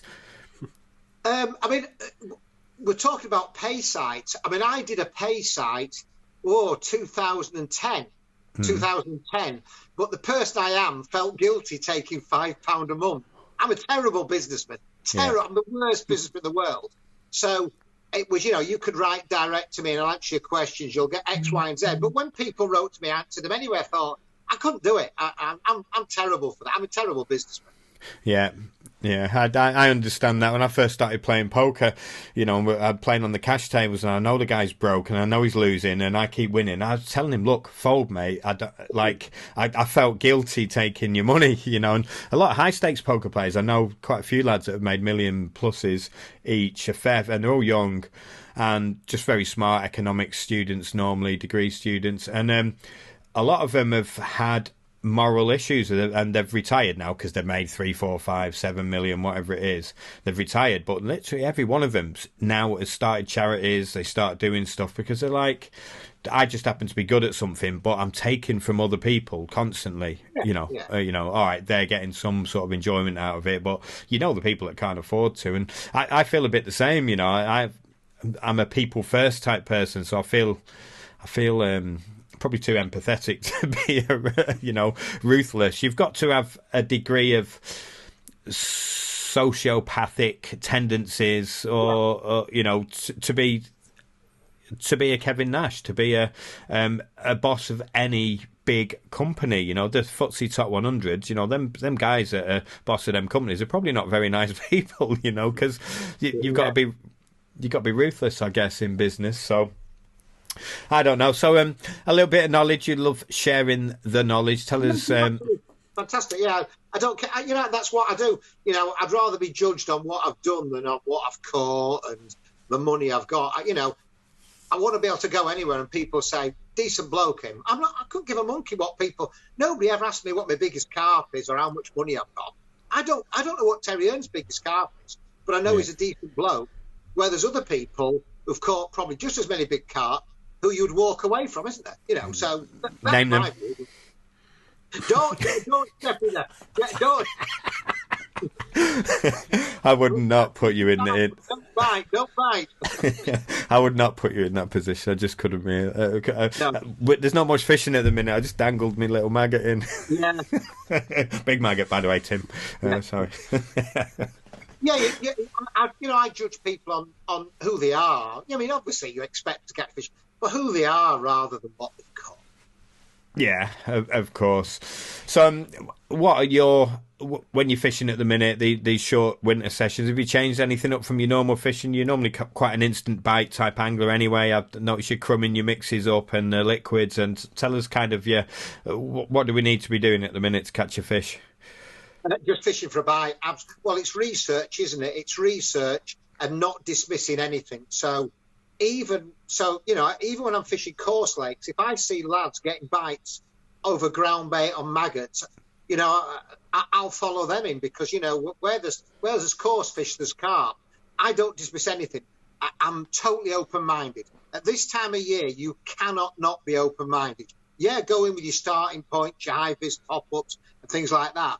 But if somebody is getting bussed off on a carp fishing a swim fever and maggots, you know, to me, it's open-mindedness at this time of year. You can't go in with prefixed ideas, you know, and you've got to be busy. You've got to be busy, recasting, moving, you know, it's busyness and open-mindedness. Are you using zigs or anything, or is it all on the bottom? All on the bottom, mate. I'm absolutely hopeless with zigs. Absolutely hopeless. Okay. And you ever caught... I've seen a bit of talk about it recently, like floater fishing in the winter. Have you ever... Yeah. Do you do it? Is it something... Yeah. Will you always flick a few floaters out, see if they come up? It's one of the best location aids ever, because I can catch them on the surface and I can catch them on the bottom, you know, an inch or two off the bottom.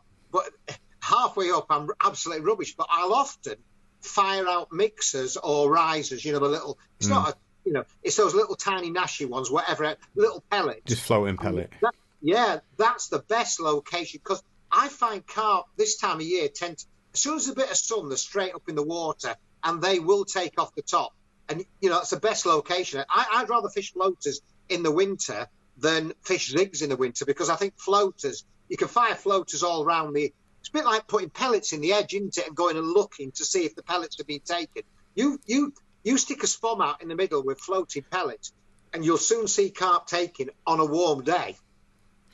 Yeah, it's not something. I remember Martin Clark having a load of Elstow in the winter in the top. Do you remember that, Mark? He was kind of known for it, wasn't he? Yeah. He wasn't. It wasn't just Clark. There was one or two others got onto it as well. I think. Do you remember? Was it Teacher Tim? I could be wrong there, but Tim Froman, Teacher Tim. I believe so. Yeah. Is that his name? Yeah. Yeah, it was on there, but I know there was one or two people doing it with the... it was also the first place I heard zigs ever being used. Well, I saw him being used. I'd heard of him like over on Christchurch, and I remember Paul Harris, he was over there, and I remember him sending me a text. He'd had something like a £28 common in the night on a black piece of foam, and I remember this text back I just sent him, give him some food, you tight bastard. I remember... what was he called now? Chemical Twins or Lee Brothers? Petty. Lee Petty, yeah, Chemical Lee. Yeah. We've always called him. He regularly at night, just before dark, he'll literally just cast a control around, leave it out for an hour, put the rod on a buzzer and whatever, and the amount of time it just goes in the middle of the night, you know, it catches him a few extra fish every year. Every night he does it without fail. He's always got a floater rod there, and he'll always just whack it out. Sometimes he'll forget about it if he's cooking, making brews, chatting. But I used to do it in lakes, like smaller lakes. I had pads and stuff around the edges. Like you could hear him slurping in the nights, wouldn't you? It'd wake you up. I've not fished a lake like that for a long time, but it looks like a lot of these lakes you fish, Jules, are fairly small, like nice carpy corners, overhanging trees, pads, bushes, and stuff. I haven't really fished anywhere like that for quite a while, but it's nice, isn't it, having visual aids to cast to and stuff? Yeah. I mean, I'm at that age now where, you know, without being rude, it has to be wanker free, and I have to enjoy the look of the place. I'm not driven to fish open pits, you know, being one of 22 people. You know, time's short, and I need to do it on my own terms. So I've got to like where I'm fishing, and I've got to like the people that are around me. And fair play to the people that will put up with, you know, 4th choice of swim, 10th choice of swim, fishing next to people they don't like. I'm just, it's not for me, mate. Yeah, fair enough. Are you using bags much at the minute when you're doing the wintry type fishing? I tend to fish. I tend to fish the little mesh bags. You know, like you would call it the dynamite stick and things like that. I tend to put a little bit of PVA foam in it, so it slows down the descent. I'm not great. I'm okay on solid bags, but I've always caught more on singles or little mesh bags attached to it. So you're just using a normal length hook link and then just hooking a bag on? Yeah, but I use the stiff. I use obviously coated braid, but I use a stiffened coated braid. And when I make my little bags up, I put a bit of PVA nugget in the middle of it, and I feather it down so it slows the descent. What is your favourite stiff coated braid? I mean, I use Skin Link, the Nashi Skin Link in £25 or £35. I mean, prior to that, I used to use ESP strip tees, and that was incredible stuff. I mean, you know, obviously I used to buy it because I wasn't sponsored by them. My view is, if I'm not sponsored by somebody and I'm not promoting it, I shouldn't ponce it. So I'd rather buy it. But that ESP strip tees was brilliant. But this skin link stuff is absolutely fantastic. It's bulletproof and it's stiff, and it's fantastic stuff. Yeah, I really like it. It's probably my favourite one, but I'm buying everything myself now, and it's actually double the price nearly of everything else in it, because you only get 10 metres instead of 20 on a spool. It looked quite cheap at first. Remember when you first saw it, Mark, you went, oh, all the others are like 12 quid and this one's 8 quid, and then we noticed it was 10 metres, not 20. Yeah, it's like 10 metres for $9.99, but I'll be honest, it's my favourite hook link at the minute. It has been for quite a while, but I just use shorter hook link because I'm tight. You get more out of it. Yeah, I need to get some more, actually. I've messed around with a few hook links recently. I've been using a lot more stiff booms, so... you know, using crimps and stuff, fishing long range and stuff in Croatia. Just want it guaranteed it's not tangling. And obviously, if you hit the clip nicely, it very rarely tangles anyway. But quite often in Croatia, you'll get that one really big cast that just might go 10 yards further than all the others. And or it's flipped out the clip or something, and you want to leave it because, you know, it's that little bit of distance can be the difference with getting a bite. So I want to know that even if it goes in on a, you know, without you stopping the rig first, that it's not tangled. So yeah, just Ronnie's, or I use like a slip D on a Ronnie. Slip D. I mean, I've been using that since I very first saw it. It was just like. It was like a better version of the rig that I always use, you know, which was always kind of like a blowback, snowman-y type rig. You know, I've very rarely used pop-ups over the years, although I've started to a bit more this last 12 months. But like a Slip D was just the perfect thing to it. And then when the Ronnie came out, or when the Ronnie became popular and I started using that, it was just like, wow, can I do a Slip D version of this? And now I see that other people are kind of doing it. But those on the end of a crimped sort of stiffish boom. Never tangled. You can chuck it anywhere. It doesn't matter if you hit the clip hard or don't hit the clip. You know, sometimes you get them casts where it's kind of good, but it's just doesn't quite hit the clip nice, does it? And normally, like, there's no chance I'm ever leaving those. But with these rigs, you can, as long as you know it's, you know, the Croatia lakes. There's no weed in them. So it's a bit different in England, isn't it, when it's intricate. Are these lakes weedy that you're fishing, Jules? Or? Yeah. Most of the lakes I fish are weedy, and you know, I'm feeling around for a spot and things like that. I want to feel it. You know, I need to feel it down. You know, I mean, some say the donk or whatever, but that's a bit that probably upset you. The donk, you know, that's it's a bump or whatever in it. It's a bit carpy. I mean, I used to just call it feeling for the drop. You know, it's the drop for me. Well, we call it a donk. Last week, Mark came up with a new catchphrase, didn't you? Oh, the donk of destiny. That's my attempt at carpiness. Yeah, when I had this conversation with Darryl years ago, and I mentioned it on last week's show, but quite often behind every big fish capture, when you're listening to the story or reading it, it was the cast, it was the one, it hit the clip perfect, it bumped down like better than all the others had bumped down. It was just a crack, a donk of destiny. And then lo and behold, they've caught one of the special ones off it or whatever, and you get that cast sometimes. You go, I'm leaving that till I go home. I'm not moving it, you know. I had the mother actually on one of those casts. It'd been out 24 hours when I had it. I'd led it around about 100 times looking for like a hard bit in this onion weed that was on Elstow, and the one that I actually left, it cracked out. There was no hard bump to be had. It was all soft, so I put in a longer hook link on, and I was using a dynamite stick on it, or quarter stick, whatever we call them these days, and the lead just went crack. I was like, how on earth's that happened? I've had 100 casts, you know, and I know there's a carpet of weed, probably, you know, I don't know, 3, 4, 5 inches thick. Do you reckon that onion weed was on there, Mark? Oh, it could be up to like 12, 18 inch later on in the season. It was brutal. But it must have just landed in one of them holes. You could see them in the edges, couldn't you? Like little carp holes we used to see them. And they were literally the size of your fist or a bit bigger. They weren't huge, you know, maximum sort of 5, 6 inches across. And it must have just flukily landed in one of them holes. But I'd had 100 casts and I didn't even think there was anything there to feel like that. I was like, I'm not moving that. And the next afternoon, I recast 2 of the rods and left that one. And then about 5:30, just cooking me curry and get a 1-toner. And it was the biggest fish in the lake. Like, just a freak. Yeah, the problem is with if you're led about and you find a clear spot and then you put a stick on, all of a sudden you don't get the same feeling anyway, because the descent of the lead changes. And I've done that many a time, and I thought, so if I'm really struggling to find a clear spot, I won't use any kind of mesh bag. I just want to feel that lead bump down. So you spend ages chucking this lead out. You feel it bump down, you put it in the clip. I use a bit of I've never wrapped in my life. I just used tape and the clip, and you cast it out. It's exactly the same spot, and it's like, I couldn't feel it. It's because you've got a little mesh bag on, which has slowed the descent. So when it's that precise, I never use if I'm looking for small holes, I don't use a mesh bag. It's the lead, the single pop-up or the single bottom bait, definitely. Well, I'd all my UK fishing for over 10 years now, probably never cast out without a bag on. Sometimes foam, but I don't like the way it twists the line. Through the air, it can not that it makes any difference while you're fishing, but it tends to twist your line a lot more. I think you've got to replace your line a lot more regularly. I think.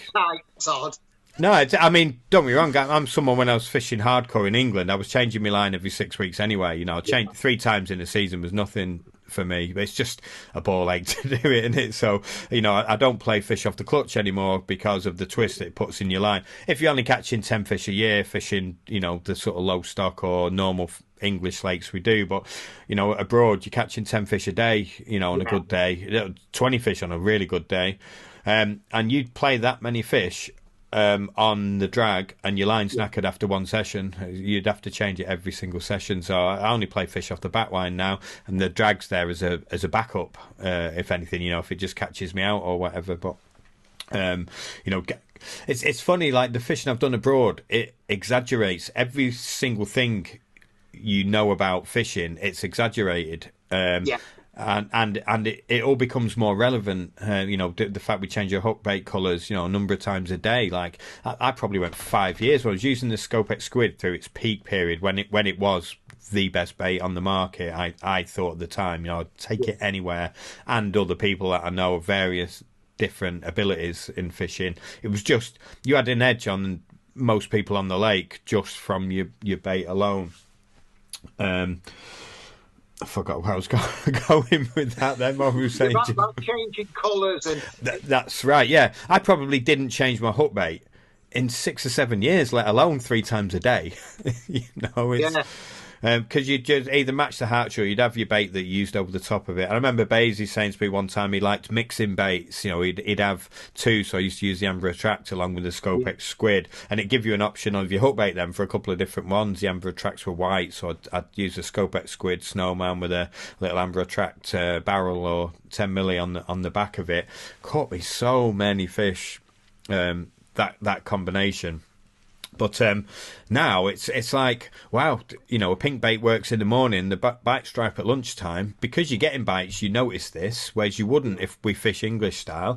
And you try white bait or yellow bait in the afternoon, the bites start again. And it's like, we never do that at home. We just cast once a day, traditional sort of fishing. You're on a 2 or 3 night session. But again, day fishing, I'm guessing that gives you that advantage. You're moving swims and changing colours. There was years ago in the I think it was the 4th BCSG book. It's the one with the bait maker who Mark knows, John Baker. John Baker is on the front cover, and there's an article by Zen and Bojko and Mick Linsdell about fishing layer pits and about how they caught like 1,000 carp in a year, and he said that was the most important fishing he ever did in his life, because he knew that if he moved his string tube, if he changed his pop-up, if he shortened the hook length in the day, he could get more bites. And he said that was he learned far more there than he ever did at Savvy or any other of those waters. And that's what it is for me, is I can't sit and just hope it'll work. I'm changing brown to yellow to red, and that's what day fishing does for you, and it makes you a better angler. It certainly doesn't make you a worse angler. Without doubt, I feel like in the last 2 or 3 years, almost exclusively fished abroad, where you're expecting to catch every day. I've seen people pack up and go home because they're getting 3 bites a day. Like that's, you know, they're all smallish ones. They're all, you know, 20s, the younger year groups. I'm not on any decent groups of fish. I'm getting 3 or 4 bites a day, but they're all small. They go home, come back a few days later, or when they can get in a different swim. But I feel like I've become infinitely better angler.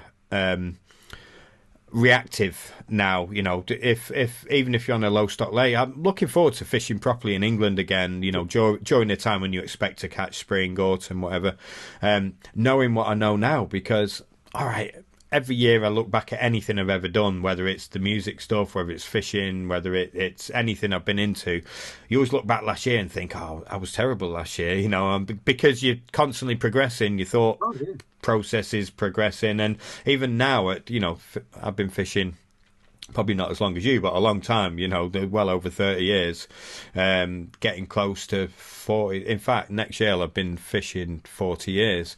I'm fishing for carp probably 38. And it's like, even now, every year I think, oh, I know so much more than I did last year, you know, and every lake's new, but that catching decent sized fish regularly, like daily, you know, I catch a year to 2 years worth of fish every time I go fishing over there, and you know, the 40s, 50s, 60s, 70 if you're lucky. You just fine tune everything, you know, constantly. And I'm guessing you're doing a similar thing with this day fishing. You always seem to catch 1, 2, 3 even in the winter.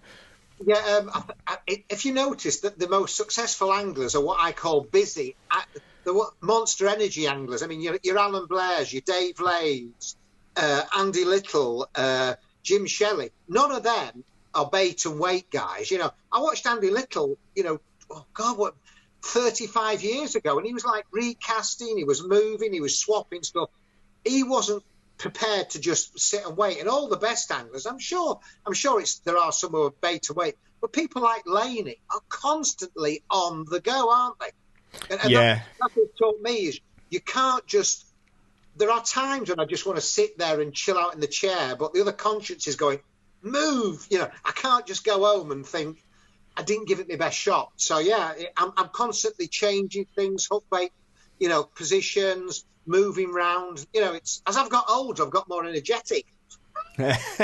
How much do you think fish are scared by the recasting? I think they are scared a bit, but compared to fishing in the wrong place, I'll take scaring a fish or two over being sat in completely the wrong place. I mean, today I had my baits. I only fished one rod today, and I watched a fish 3 times being spooked by a coot, and it was back within 5 minutes. And I cast there and caught 2 fish off one spot. If I had not moved that rod, I don't think I'd have caught today. I think carp are spooked, but I'd rather a spooked fish than one that's nowhere near me. Yeah. I remember the first underwater videos on Horseshoe, the Corda ones, and I came to the conclusion, I'd already kind of thought this, but I came to the conclusion that even if you spook them when that lead lands, if they wanted to be there in the first place, they're back 10 minutes later. You know, you might spook them instantly, but they always come back. And going to what you said a second ago, I remember Laney, it was when he was fishing, I forget the name of the road now, in Essex, where Bailey's lakes are. There was a famous one just up the road with 50 in it, quite a well-known fish. What was it called? Laney was fishing on there for a while while he was writing. Anyway, I remember him saying, it'll come to me in a minute, the name of the lake. I remember him saying in the article, he believes that on that lake, every single minute of every single day, there's a carp feeding somewhere. You know, there's no period of the day where they're all not eating. There's one somewhere that's catchable. You know, whether it's just in the edge, you know, feeding up the side as a feature, something. There's something you can do at any point in any day to get a bite. Which, if you have that mentality, you don't stop looking for it. You don't just sit there and go, no, it's gone quiet, you know, I'll just sit back, make a brew, not bother. Like, well, it might have gone quiet in your area because they're on the opposite margin, you know, having a little scran up there. So I think if you kind of have that mentality, and it's what the Croatia fishing's done to me, because you're expecting bites all the time. When it goes quiet, you automatically think, right, shall I pop it up off the ledge? Shall I change the colour? Shall I put a few more spoms out? Shall I, just there's always something you can do to get a bite again. So I think if you have that mentality, and if I'd have just fished in England my whole life, I'd have never kind of had that mentality. It's just think, right, it's gone quiet for a couple of days and now it's started. Or when you fish in low stock waters, before you even go that you're probably going to blank for 3 days, like before you've even got there. When I was fishing Yateley and places like that beforehand, the kind of one fish an acre type thing, you expect to do 20 blank days in a row. It's normal. One fish a year on some of these lakes is your target before you start. So but I wonder how I'll do on those lakes now, knowing what I know now, if you know what I mean, knowing that maybe keep looking, keep getting up the trees, keep going round, changing, recasting 2 or 3 times a day instead of once every 24 hours and sometimes 48 hours. And I know I've done sessions on Elstow where I cast out once in 72 hours, all rods, and left them. Jason Walker, he caught the twin from the what was it called, Mark? The car park corner, Sunken Island, was it called? Jay had the twin from the Back Bay when it was trapped in there. No, okay. Another one, Italian-looking one. Jay had a 30. It was a low 30. Then he had that from Sunken Island. Anyway, it had been out 3 days. He used stiff rig, caught bull, pop up, so he knows it was fine. Popped up off the stiff rig he used, like the Terry Hearn style stiff rig with the hinge stiff rig is the name. It'd been out 3 days when he had that bite. But on there, they were quite spooky, weren't they? If you saw fish and set up on them before you'd got a rod out, they were gone. Well, I don't know, because that year when you and Paul had moved on, and the following year I was the only regular midweeker, yet there'd be 10 on at the weekend. It was like I was spoilt. I spent so much time just watching those fish and basically taking liberties. As Jules says, I was stalking in the edge and they sussed that rig or they've not gone anywhere near it. I'd pull it out, I'd drop it back in. Admittedly, it's margins. I'm not casting, I'm literally lowering. But I was so much more active seeing what the fish are actually doing. And when you can actually see that, and when you sat behind, say, like I would be on the big pit, I'm casting out and that's sorted for the night. How many times have I been done in the evening previous? Yeah. Do you think you're getting... I think for me, it's the desire, isn't it? The one thing that every consistently successful angler or person is the desire to want it more than somebody else. And once you've got that desire to want it, you're well on the way, because if it doesn't matter enough, it's got to matter, hasn't it? If it doesn't matter enough, you won't get up, you won't change, you will sit it out. It's got to literally hurt, hasn't it? You can see some people have got that like foaming at the mouth. I mean, I don't fish carp matches anymore, but I used to, when I fished, I think once or twice in the BCAC, and you could see these guys who got a bad draw. They were literally foaming at the mouth because it mattered so much. I'm like, I don't really, the people who are successful are the ones where they've got to turn 1 million into 2, 3 million into 5. Catching the second biggest fish isn't enough. They've got to catch. It's that, isn't it? Yeah, that is the same in everything. If you really want it and you're prepared to put everything into it, make sacrifices. And no doubt, most of the top anglers back in that kind of boom, your Terry Hearn living on Yateley, taking scraps from people leaving, like he was writing about in his first book. You've prepared to have no money, prepared to leave your work, do all the things that you kind of have to do. If you're not prepared to do that for anything, it may not just be fishing, it may be your career or whatever it is, then you're probably only going to achieve a certain level, and which might be fine for you, whatever it is. Different people focus on different things, but it's nice to have a hobby that makes you want to kind of really do well at, and distract you from the rest of life. And you've got a few as well, haven't you, Jules? The biking, the push biking, the motorbiking, the concerts. I've always had to have a balance, because I've never kicked the arse out of anything, and I always find that if I want to come and do so, I can't just be doing one thing because I do get bored of it. So I've got to think, oh, I could really go carp fishing today, but I've got something else planned, and it makes me more motivated. If I just carp fished, I'd get bored of it. I just, I've got to have something else. I always say to people, for every Terry Hearn, and I know Terry fairly well. But carp fishing is, he's a countryman and he likes his shooting and his guards and things like that. But for every Terry Hearn, there's 999 or maybe 9,900 who couldn't do it. If have a year off and just go fishing, they wouldn't last. They just blow out.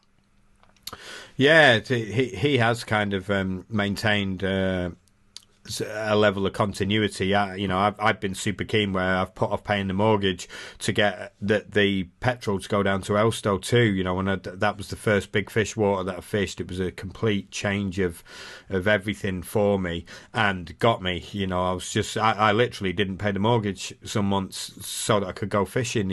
I drove a 200 and something mile round trip just to bait up one time, which worked. It was the first time I had a bite. I did an overnighter, just went there to put some bait in, fished the night and came home. Ended up losing 2 fish. But I did the same on Colmere in Shropshire, which was only 100 miles each way. But I did the same there when I was just getting into the zone. But it grabs you at sometimes, and fishing's it's nice. I'm sure it's destroyed many marriages and people's lives and stuff. But it can totally consume you like that, and I've had burnouts from it. I've had years where I just did not want to go fishing, as a direct result of fishing too much the year before. If you can balance it, but I'm an all or nothing person. I'm somebody that does focus on one thing, and that's the only thing that matters at that time, which I don't think is necessarily that healthy. Like as you said, if you've got 3 or 4 things you enjoy equally, and you can balance them. It's got to be better, surely. Yeah, there's only 1 or 2 people who can do what Terry Hearn or Dave Lane or maybe Jim Shelley. That desire, that want to put it above everything else. That's at the end of the day, it's not right or it's not wrong. But I would say until you've worked in their shoes, you really don't know what life is like. No, it's I've had a few pleasure hobbies that I've turned into work, and you definitely don't enjoy it as much, so it's probably the same with anything. It doesn't matter how much you enjoy it. If you like eating Kipling's apple pies, you try living on them for a week, you won't want to look at another one ever again. And I think yeah, doesn't some guy owe us about 10,000 Jaffa cakes, Mark? We didn't we put up an auction for a Jaffa cake raffle for doing another show, and people were bidding on how many Jaffa cakes they'd donate.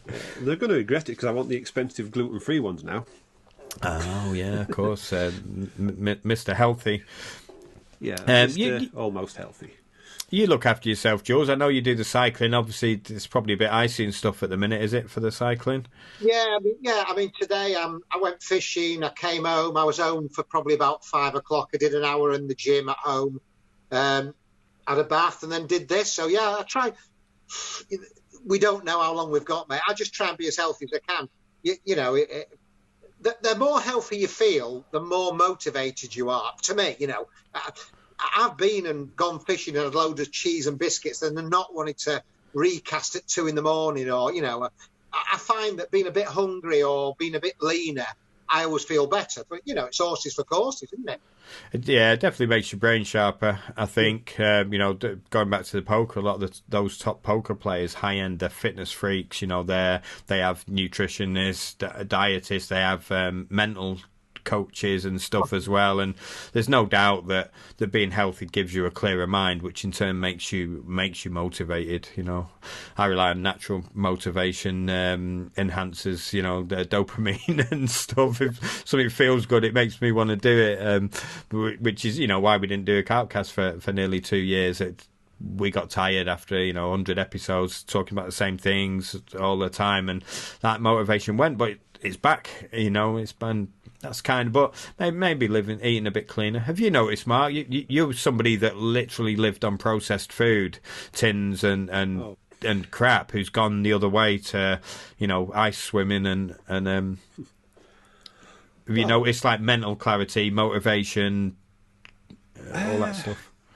Kind of, but as Jules has been saying, I've discovered that balance. Whereas back in the Elstow, St Ives days, it was all fishing. If I had 20 quid left on the credit card, I'd put it in the fuel tank of my van and I was off.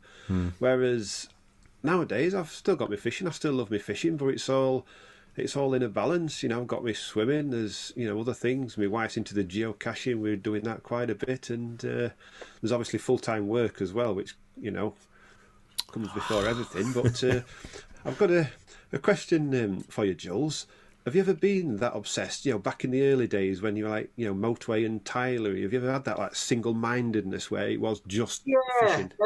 I have been. Yeah, I've had the single-mindedness where I want to go fishing, but the problem is, I think because I had a full-time job at the core, it could never be obsessional to walk away from the job. I suppose it's your parents, isn't it? My parents brought me up, and I was brought up in an era where your job was the most important thing. You did whatever. If your boss told you to run 100 miles to keep the job, you ran 101. So although I was obsessional about it, there was the job. So I could only give it outside of my job.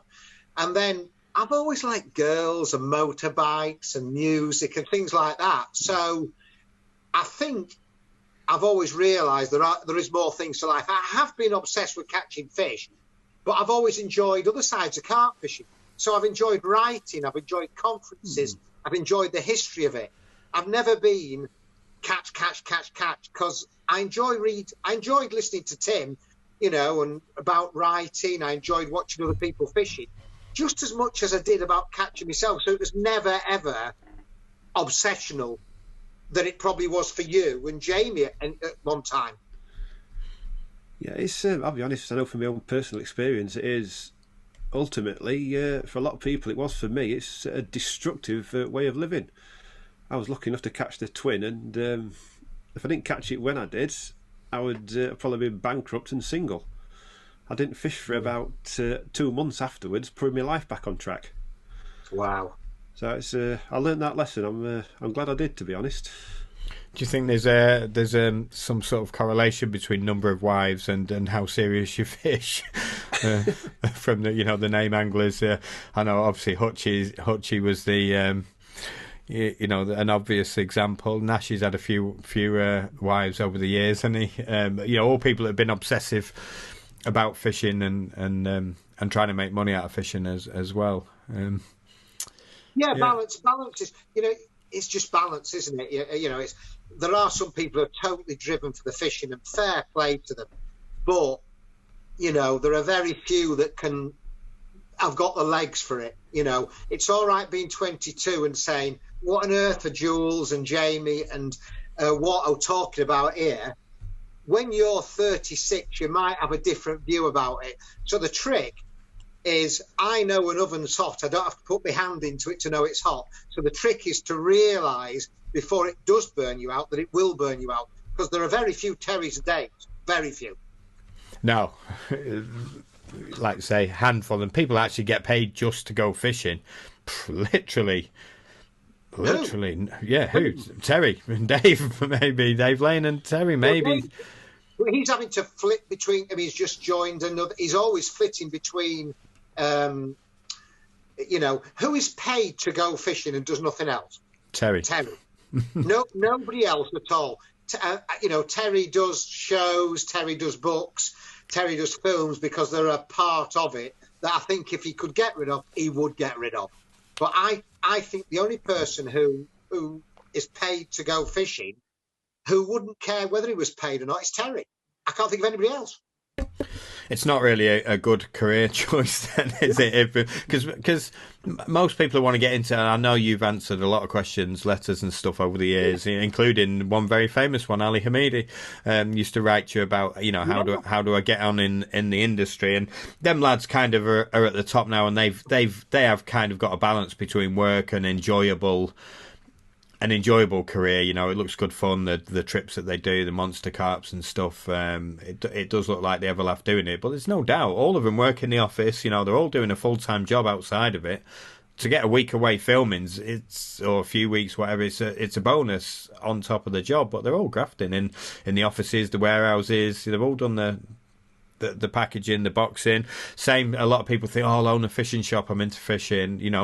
You're a shopkeeper. It doesn't matter if you're selling convenience foods or fishing tackle. You just happen to maybe like one more, but you still ain't going to get any time to go fishing. You're still open 6 days a week. You're still doing stock checks, dealing with general public. Like, work's work, and there's probably better industries to be involved in than fishing.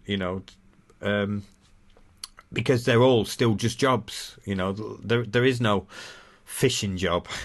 Like as I said, there's probably 1 million carp anglers in this country at any one time, and Terry's the only one. That is literally a 1 in a million shot. And the rest are doing tuitions, they're doing books, they're going to do talks, they're flitting between the consultancies, they're scraping a living here, there, and everywhere. That there are very few, and I think, as I say, Terry, I don't think he does it for money, and I think if it's stopped tomorrow, he wouldn't think, my God, I'm not with ESP, so I need to be with Shimano, or I need to be with Dower or whatever. I think it's a byproduct for Terry. Yeah, definitely. It happened because of who he is, I'm sure. But like I said, it's never his motivation. He would have jumped companies. I'm sure he's been offered more money over the years. I'm sure he has, and he's been with the same company 20 years probably. Yeah, the people see on telly and think, or at the shows, and think if you knew how hard Ali Hamidi and Alan Blair work, you wouldn't want their job. Honestly, I guarantee you couldn't do it. You could not do it. It is, Alan Blair is in the office at 3 a.m, 4 a.m, most days of the week. 7 days a week. I know this. Yeah, I've had emails off him at 4 or 5 in the morning, and I've rung him, and he's like, "Yeah, I was working till 1, 2, and just thought I'll stay up, or I've had an hour's sleep on the sofa." Literally lives on 3 hours a day, and I've told him I'm worried about him. There's a huge correlation between dementia and Alzheimer's when you're older, and lack of sleep when you're younger. Margaret Thatcher famously used to boast that she lived off 3 hours a night, and she was 60 odd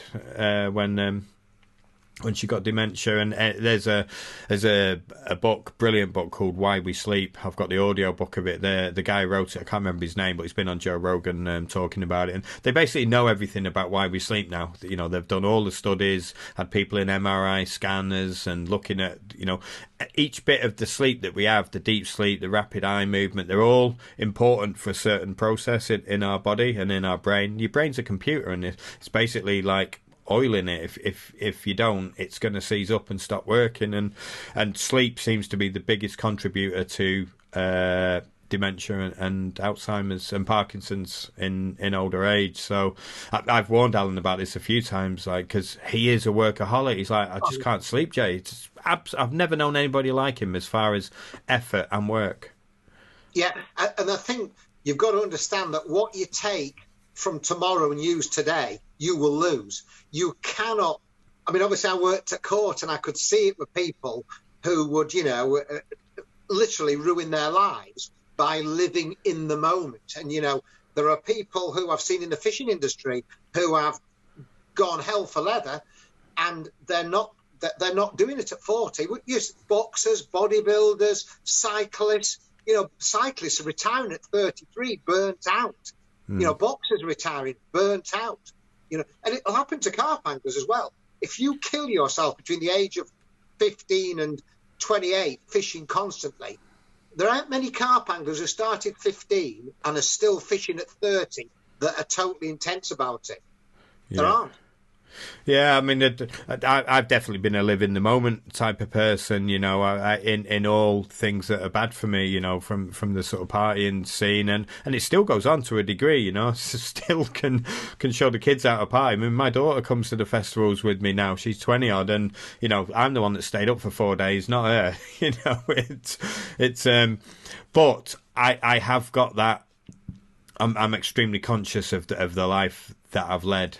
And I'm trying to balance it. I mean, I have always loved my sleep. I might stay up for a few days and then I will definitely sleep for a few days. But like I said, it's probably lost. It probably doesn't catch up, does it? You can't get it back. You can just, you know, it's not like smoking where if you give up before a certain age, you can get away with it. But I think there's only so much you can kick out of you. You know, it's whatever you want. Some people want to, live for today, and fair play to them. I'm not going to stop them. No, but like I said, it's not a longevity type strategy. It's going to catch up with you at some point. And as I said, the conversation we're having with my daughter, that you know, I'll be pretty happy if I make it actively till 60.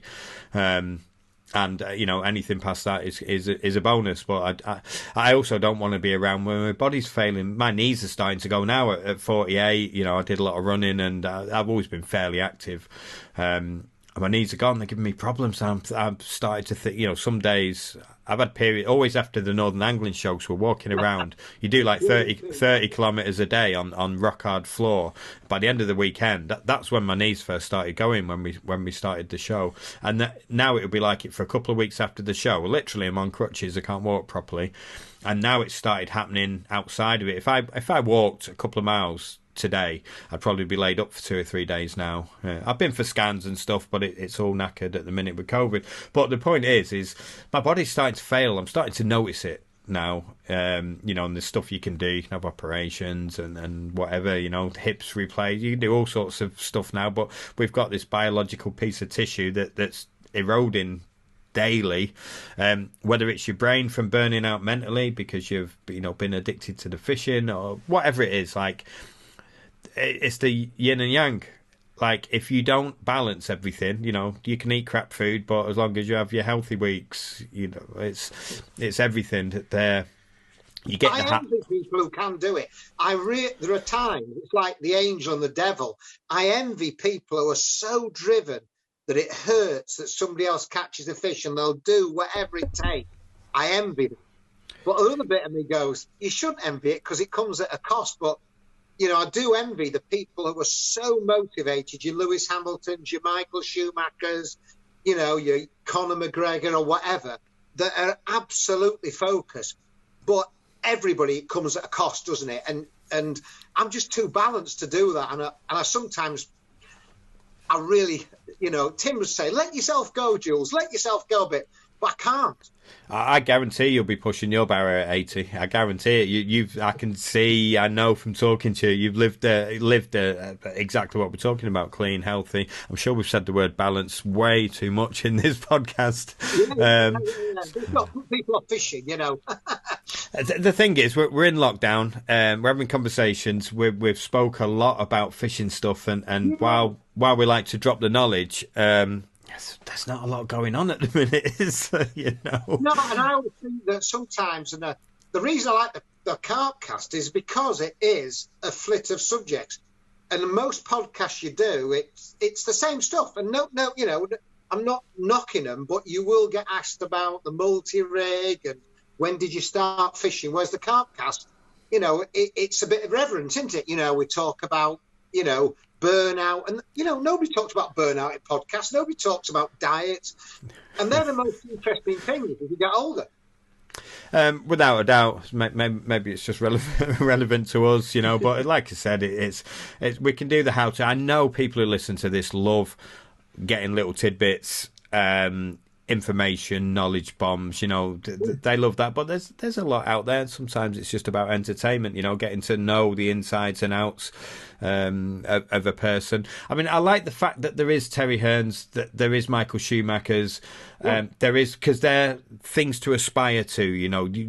the world's a better place for having them people that are just so obsessed about one thing. They make that their life, because it shows you, you know, what you can do. It gives you a benchmark for your own, you know, you have a great season, or you catch the big fish in the lake. Maybe Terry Hearn caught that fish 5 years ago. Maybe you've gone on the lake the year after him, and you've recreated the same thing. They're all good for our own personal progress, aren't they? But I think that's, you know, for the young kids listening to this, you accept the fact that you aren't going to be a Terry Hearn. He is a 1 in a million, and use it, enjoy it. You know, maybe aspire to be as good an angler or as consistent as he is, but you don't want his life, I promise you. You know, and he's the exception to the rule, and you probably still don't want to make the sacrifices that he's made. And he came in an era, his timing was perfect. You know, yeah. Rod was probably too early. Rod was the Terry Hearn of, you know, Richie. I mean, of course.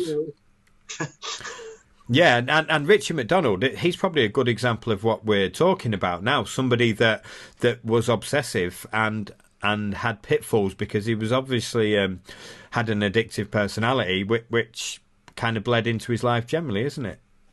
Yeah, I think the thing that I'd say to most people as well, if we're talking about the information, is just don't kid yourself. Stop blaming other people.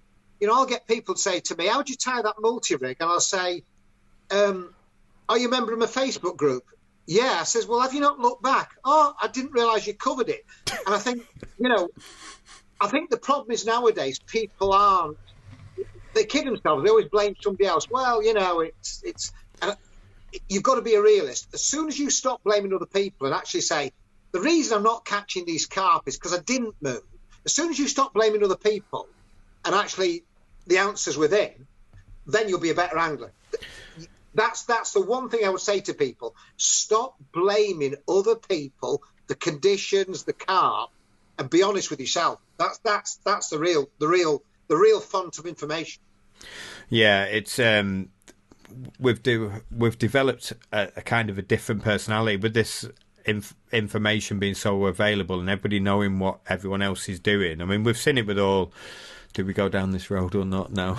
With this modern conspiracy kind of stuff, like people just get married to an opinion really easy, because it's easy to get validation online, because no matter how crazy a thought you have, there's millions of people around the world thinking the same thing. Like, and if you can join a group or get in with them, and then it becomes everyone else's fault. You're all wrong and we're right. And it doesn't matter which side of that coin you're on.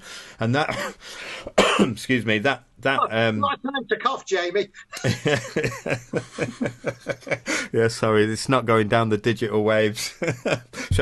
We should wear masks, shouldn't we? Really? Yeah. But again, same thing. The anti-mask brigade. You can get validation for anything you believe, no matter how zany it is. I mean, and some of this QAnon stuff that, you know, people believe in, it's almost like a cult. I'm sure some things they say are true. I'm not poo-pooing it and rubbishing it. You know, there's definitely conspiracies and underhanded stuff and backhanded dealings and agendas. There always has been, there always will be in anything that has a hierarchy of power. You know, the people at the top want to keep their stuff to themselves, and they, you know, life's a big pyramid scheme, isn't it? The people at the bottom always pay. Like, that is kind of the society that we live in. But these people that are so close-minded, I'm not married to any of my opinions. I've got strong opinions, but I have a reasonable conversation with somebody I respect that points out a different angle to it, which many of my friends do. You know, I've changed my mind in an instant. Like, and I think that's how you grow knowledge-wise, as a fisherman, as a person, as a cyclist, as a whatever. If you think you know it all, what is there to learn? You've just got to look inwardly. Once you actually examine yourself and say, actually, the reason I'm not catching these carp is because I didn't get up at 4 and I got up at 5 and he beat me to the gate at 7. And it's not his fault that he got there at 7. If you'd got up at 4, you'd have been there at 6:30. Yeah. And that was the big thing that Andy Little taught me all those years ago, is that it's not somebody else's fault that you're not catching winter carp, Jules. It's the fact that you haven't driven down to Willer Park. You can blame everybody for where you live. If you want to catch a carp in winter, mate, you drive down to Willer Park.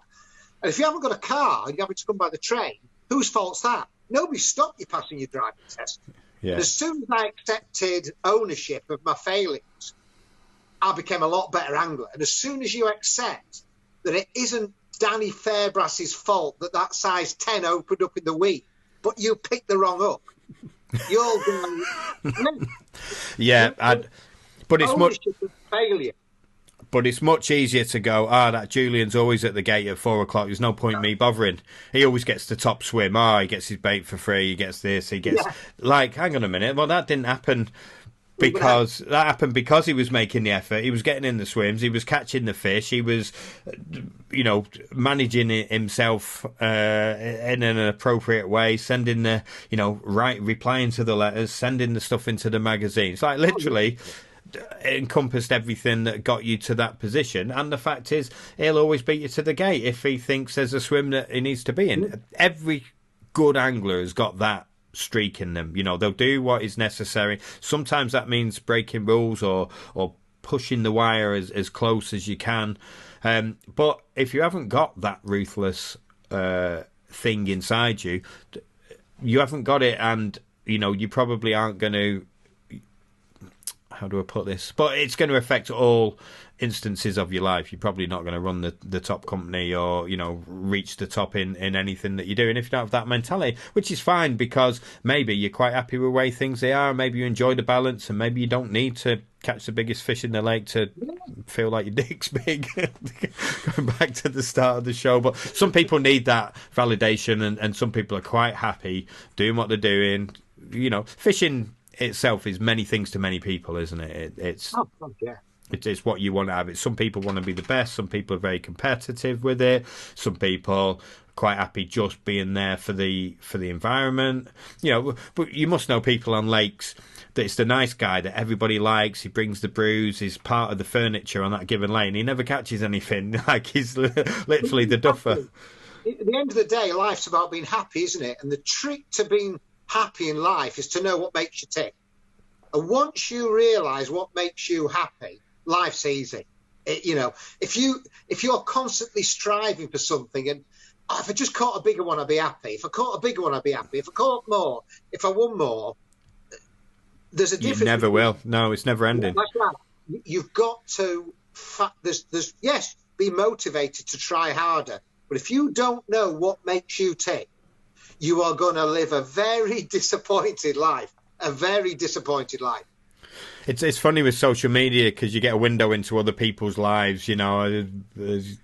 As you will be the same. Your timeline's crowded. You've got 5,000 friends or whatever. Some people, when they've met a new partner, when it's going wrong. They paint every kind of little bit of their life for all to see, and quite a common thing is, especially with girls, it's like all men are wankers. They're I'm never trusting another one again. My girls now just sticking with my lot, and then it goes a stage further. It's like, I've got to get out of this town. I hate this town. Well, you're gonna have the same problems everywhere you go, because, like you said, you haven't realised what it is you want, and when you get comfortable in your own skin like that, life suddenly becomes a lot easier, doesn't it? I think. Oh yeah. Once you know what makes you tick, life's easy. So once you know what size of carp you want to catch, how motivated you are to do it, what you're prepared to do, it becomes easy, because otherwise you're going to be eternally disappointed. If I just got sponsored by Nashi. It takes me back years ago with the concerts, and obviously I know enough people to meet people. And you go to a concert, and the people who are at the back want to be at the front. Yeah. The people at the front want to just be over the other side. The people over the other side want to be with the press. The press want to be with the VIPs. The VIPs want to be backstage. The backstage want to be actually with the band. And then they actually want to be in the band. And the band have done it so often, they just want to be in the crowd. And it's an eternal circle. And that's the problem with carp fishing, is that so many people just don't get what's going to make them happy. To put a cliche, learn to like the colour of your own grass, because no one else's grass is actually greener when you're standing on it. It looks the same as yours. It's the same. Like a couple of my friends, or quite a few of my friends, are extremely successful DJs. Top of the tree type, multi-million-pound a year DJs, seasons in Ibiza worth millions and stuff. And quite a few of them are fishermen. I'd spent the whole of last lockdown with one of them, guy from Salado, who's super keen fisherman. And I've got people like yourself and Daryl Peck, you know, calling me. I lived with him for like 3 months on the bank from February up till he had some gigs in Croatia in June. So we went on a road trip as soon as we could leave the country. Literally lived together. I've never been as close with another guy as at any point than this.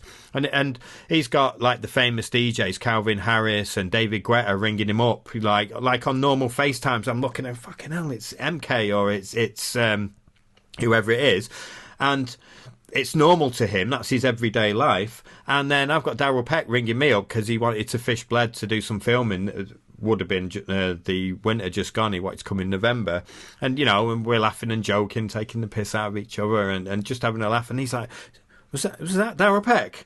I was like, "You got his number?" I'm like, "Yeah, fucking MK rang you yesterday," and like I'm having a laugh with him down the phone. It's like, but it doesn't matter what industry or what stage you are at and everything. We're all just people, like, and we've all got mates, and you know, it's different worlds. And going back to the young kids sort of thinking they want to be a Terry Hearn, it's I don't know. You can get top of your tree in anything that you do. If I'm going to choose something to dedicate all that time, effort, money into, it probably wouldn't be fishing if I've got that aptitude to to succeed to that level in anything. You know, keep it as a hobby. It's a great role model. If you're going to have somebody with an obsessive behaviour, Terry's. You know, I only know him for what I know him, and I've known him before in Pursuit, and he's the same sort of guy, and I have a lot of respect for him. So, give us a quick rundown of your next couple of weeks. The weather's getting a bit milder, isn't it, I think? Yeah, well, next couple of weeks, I've got... do you know what? And this is really weird, when you retire, because you've got so much time, and as you get older, you don't set yourself, it's got to be this, got to be this, got to be this. I just, each day, mate... I'll fish these local. Well, obviously I'm restricted, aren't I? Local waters. You know what I call my Boris distance. 7 miles. He went 7 miles on his bike, didn't he? So 7 miles is the limit. Unless you're getting your eyes tested. Yeah, 7 to 10. Yeah, Cummings. Sort of that 10-mile radius. That's where I'm going to restrict myself to. But as soon as that ends, then I'll go fish a lot. I've got a lot of other places I want to fish that are really quiet, fish to 30 pounder. You know, it's just what makes me happy. I know what makes me happy, so that's what I keep doing. Lovely. And rest of it, same as normal. Social media, Julian Cundiff Angling is the page where there's so much info going up there. I mean, that Feeling the Drop series that you did, like it was fairly mind-blowing to me, and I actually thought, wow, this is too much information for the average guy. Some things you got to learn yourself. And I'm finishing the autobiography off as well. I've done my autobiography, which covers everything, not just fishing, is it? Yeah, it's based around my life in fishing. She's got to be realistic. It's based around my life in fishing. Now, I don't know if you've ever read a book. Well, you probably, most people. There's a book Nicky Six from Motley Crue wrote called The Heroin Diaries.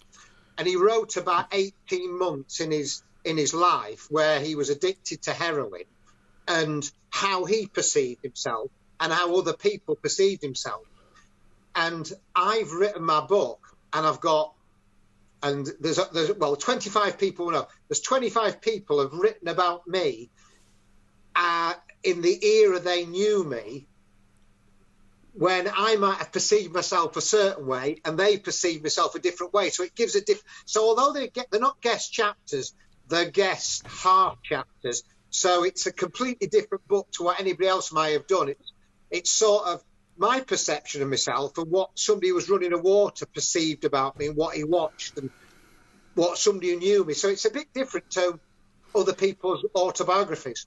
That sounds interesting. Firstly, I like the sound of the Nicky Six one. I've read a lot of sort of rock musicians' biographies over the years. That's the best one. The Heroin Diaries and The Dirt. The Heroin Diaries is 18 months in his life. And if you read that and if you still take up drugs, you are mad. But Heroin Diaries by Nicky Six and The Dirt by Motley Crue are totally raw. You'd really enjoy them. I've seen the film The Dirt. I've not read the book. Crap. It's rubbish, terrible. It's about 10%. It's absolutely horrendous. The book is brilliant. The book, The Heroin Diaries. If you're ever thinking of taking drugs, read The Heroin Diaries. I mean, the sort of things I call drugs, the recreational ones. Heroin's not a recreational drug; it's a lifestyle choice. So it's. I think it's unfair to drugs to drop heroin in the same category. I think It's kind of autobiography because it's a vanity project, and I would have finished it this lockdown, but it'll be the end of this year when I finish it because I'm not going to bring a book out when there's no conferences. Yeah, of course. That's when you promote more. I like the idea of doing something a little bit different. Then, I mean, there's something I've only realised in the last few years. I've met a lot of people doing the stuff that I do. Entertained probably over 2 million people. In a lifetime performing, and it's something that I've only really gotten hold of recently, and that is there's a million different versions of you because every person you meet has their perception depending on the circumstances, how they met you, and it usually isn't how you think you look to other people, and sometimes that's quite sad. I've got people that every side of me you can imagine, from the crazies out of control, recreationally partying all the time, or the opposite side of that. Jamie's got his shit together. He's absolutely this. I've got people that have both that opinion on me. I've got friends' wives that think I'm the trouble. When I come into town, they're going to go on a bender for 2 days because they haven't seen me for ages, and it's them that want to go on a bender. I'm the excuse. You know what I mean? But I've got wives that see me as you need more friends like Jamie. He's got his stuff together. And I've got wives of friends that are like, oh God, Jamie's coming. That's you in a mood for the next week because you're going to be tired and hungover and God knows. And sometimes it's upsetting if people have that an opinion of you that you don't necessarily think represents you very well. And so, have you found any? Have you had any? I don't know, like epiphanies where people have given you some writing, or they've told you something that they think about you, and you're like, actually, I feel a bit hard done by that, or if people just tell you what you want to hear, you never change as a person. But when people tell you things, as I said earlier, it's only when you recognise that it's your fault and people talk about it, you think, wow, actually, that was right. And I would say out of the 25 people, and I'm not going to name them because that was one of the agreements we came up. It was, I wouldn't name them. They wouldn't name me till the book came out. I would say at least 50% have surprised me because I've said be brutal. And 50% have thought, wow. But as I've gone through the book, I've realised that actually as a person, I've become a better person than I was then. Because I used to think my shit didn't smell like we all did when we were 25. Of course, yeah. And of course, now I realise that not only does it smell, but I drag it around at times. So, it's been a really... So some people read this and think, actually, he wasn't quite the nice guy we thought he was, So there's some pretty brutal stuff there. But if you're going to write a book once, you might as well make it all encompassing, haven't you? Yeah, there's. I've heard. The actor Matthew McConaughey. I really like him. He's one of my favourite actors. He's on a lot of podcasts at the minute. He's been on Joe Rogan. He's been on Jordan Peterson one. I've seen him on Russell Howard, is it? He's got a podcast on, the comedian. Yeah. And wow, do I like this guy even more. But he's just written a similar type of book, actually. But he's kept a journal since he was like 15 or something. And he's never, ever looked into these journals. He's never read them. He's wrote them constantly because he's a writer by trade. He's a writer before he's an actor. He's written for all sorts of stuff. And he's obviously with the lockdown and the no work and all that. He literally got these books that he's kept all his life and never ever gone back over them. So I think of things I said when I was 18 or 20 and whatever, and cringe and get this horrible feeling inside, going, oh my God, I feel embarrassed, And imagine having literally every thought documented, which is pretty much what he's done. And he took himself off to the desert for X amount of time, and he's gone through them and written a similar type of autobiography, but about his own thoughts and feelings. It's nothing about show business, about acting. It's not about any of that. It's literally introspective. But but he's a pretty wise guy when he talks. You know, there's a lot of kind of truth bombs. You know, and is extremely objective looking at himself. You know, I think it's a skill, isn't it? Having self-awareness, because you don't get caught out by these things that everybody thinks you're a different person to the one you think you are. You know, if you've got, it's feedback loop, isn't it? Like, so you put yourself out there and then people, that's a stupid joke. Oh my goodness, how could you say that? Like, oh, I better change that, or I better not come across that way in future. And it's a constant feedback loop to self-improvement, I think. So it must be a good exercise to actually get 25 people you trust. It is, yeah, because it's quite hurtful at times, but you actually realise that you actually learn from it, because there are quite a few people I know that clearly have that missing gene where they do not realise how they come across constantly, and they just don't understand why they upset people, or why they've got a large amount of the fish community that think they're a total knob. It's because they've never become self-aware. They've just viewed themselves as themselves. I'm right, you're wrong. And anybody who tells me I'm right is part of my crew. Everybody else is a sheep. And that's it. The longer you keep like that, the longer you get to the wrong side. And you can't get back to normal. And there's quite a few of our most well-known anglers who really need telling. And I was one of those people. Absolutely. 100%. Yeah, I've been through all stages of what you've just said as well. You know, it's okay. You can write some of it off as being young, because who knows everything when they're young? Nobody, zero people. You know, and it's what we said about before. Every year I look back on the previous me, and I'm thinking, wow, like I've come so far forward. But I think that's just a human thing. I mean, some people get it all at once in a shock. You know, some people can live their whole life and then one particular thing, your wife leaves you after 30 years or whatever. There's a massive breakdown and there's a massive trauma in your life, and then people start telling you the truth. Well, I never felt I could say this to you, but this is how it is. And it must be I think it's better to be self-aware and get it constantly. Do you know what I mean?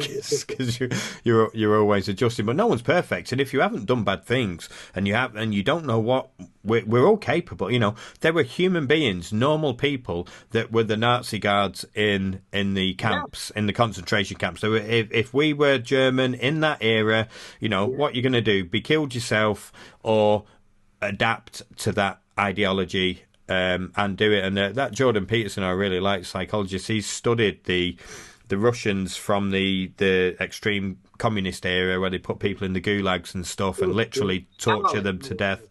Yeah, and he's written books by the guards at Auschwitz and stuff. There's quite a few books, and he's studied, as a psychologist, he's studied these, and we're all capable of doing all these things. We're all capable of murder. We're all capable of being really, really very horrible people at any time. So if you've led a fairly sheltered life where you've never really been put to the test, you've never had you've never had to steal for food, or just any one of the million bad things you could have been dealt by not being brought up in a fairly wealthy country like the UK, if you don't realise that we've all got that in us, then I can't respect you as a person, because if you've never been bad, how do you know what it's like to be good? You might think you're being good and you never have been. Well, I've been horrendous at times. As you will read in the book. I'm actually, I'm surprised you haven't mentioned this before. How did I not know about this? This is the sort of thing I'm interested in. I'm interested in people and how we work, and what a great idea that is, to get 25 people. I've never been in a fishing book before. It's never been in a fishing book before, because they're all vanity projects, aren't they? And much of a muchness at times. So I'm not bothered what anybody else thinks about it. It's out. It'll be out there. So it'll be hard. Can you tell us one of the things? Can you give us a little excerpt of something that's... No, I can't. No, I mean, it's just about what people perceived my ability and stuff like that when I thought it was good, and they were, I can't really, because I've been giving the game away, but it's hurt at times. It really does. I don't think anyone can doubt your ability now. You're literally the most consistent angler that I've ever seen, recently. It's obviously people forget about the blanks. I remember we've talked a lot about Terry in this, but it's because he is a benchmark for carp fishing. But you know, when I was fairly close with him, fished similar lakes to him for a few years, you know, and we used to talk by phone and stuff. So you know, on a friend level, you'd know that he was struggling for a bit and that he hadn't had a fish for over a year, you know, a significant one. Then he catches one of the targets, one of the, you know, the named fish, and everyone's like, he's always doing it. And like, I've seen the bit in between, you know, personally, nobody else has. And their perception of it is, there he goes, you know, bang, he's at it again, big fish. And there might have been a year and a half of blanks in between there. I always say to people, pick up Terry's In Pursuit and pick up Daryl's My Misspent Youth and go through it with a fine-tooth comb and annotate how many days and nights they spend fishing before you decide whether they're super gods and you're getting it completely wrong. When you look at the amount and this is not knocking them, this is the amount of time and what they're prepared to sacrifice to catch what they caught. And it's only then that you can put it into perception and go, either, wow, I totally respect that person for giving up that time, but it also allows you to think, do you know what? I'm not actually that bad because I haven't spent 217 24-hour sessions in 18 months, you know. So it's, I always say to people, look at those two books before you write yourself off. Yeah. Terry, when he caught the fat lady or the grey lady, whatever you want to call it. There we go, Mark. It's been mentioned for this episode. He did 60, and he was very honest about it, Terry. He did 60-odd blank nights for that fish. 60 nights without catching a fish. That's more than I've ever gone. And I've done a few 20-night blanks in my time. And that was technically, some people think it's an easy fish to catch. It's been out 10, 11 times some years. You know, Darryl took 60 years... 60 years 60 nights to catch that fish, and I think I did 63 or something to catch that fish. I had other bites in the meantime. Terry actually had no bites for 60 nights on fishing for a fish that some people catch on the first session on the lake. I mean, how many people have caught that fish on the first night on the lake? A lot, Mark, isn't it? There's at least half a dozen, but for a big fish, that's a lot. Yeah, you've got to put it into perspective. You have got to put it into perspective. And 60 nights for your average carp angler who's maybe fishing, let's say he fishes 10 nights a month, or no? No, 10 weekends a year, an average angler, maximum. 10 weekends a year, so that's what 20... Three years. Like 3 years of fishing, 3 years of your fishing, you know. So you've got to... Without catching a fish. Without catching a fish. So that's the mindset you've got to get before you start writing yourself off and viewing other people as demigods. You've got to, as we say, walk in his footsteps before you realise what it takes. Yeah, if you imagine, I'm sure 20 nights a year is a fairly good average for a normal angler.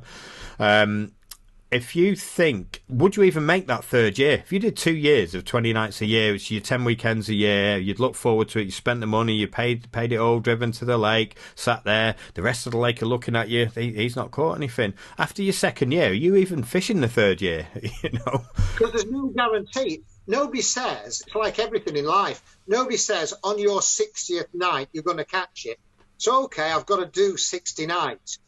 There is no guarantee that on night 60, you're going to be catching that fish. It's like anything else. Until nobody actually says you're going to become Lewis Hamilton or Michael Schumacher or Jamie or Julian. There's no guarantee.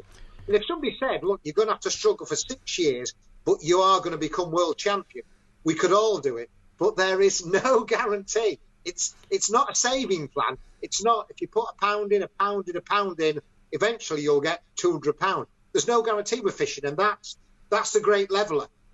So it's a very important point, that, because you don't know when that night's going to come. But it's the pursuit. It's written into the American Constitution, the pursuit of happiness.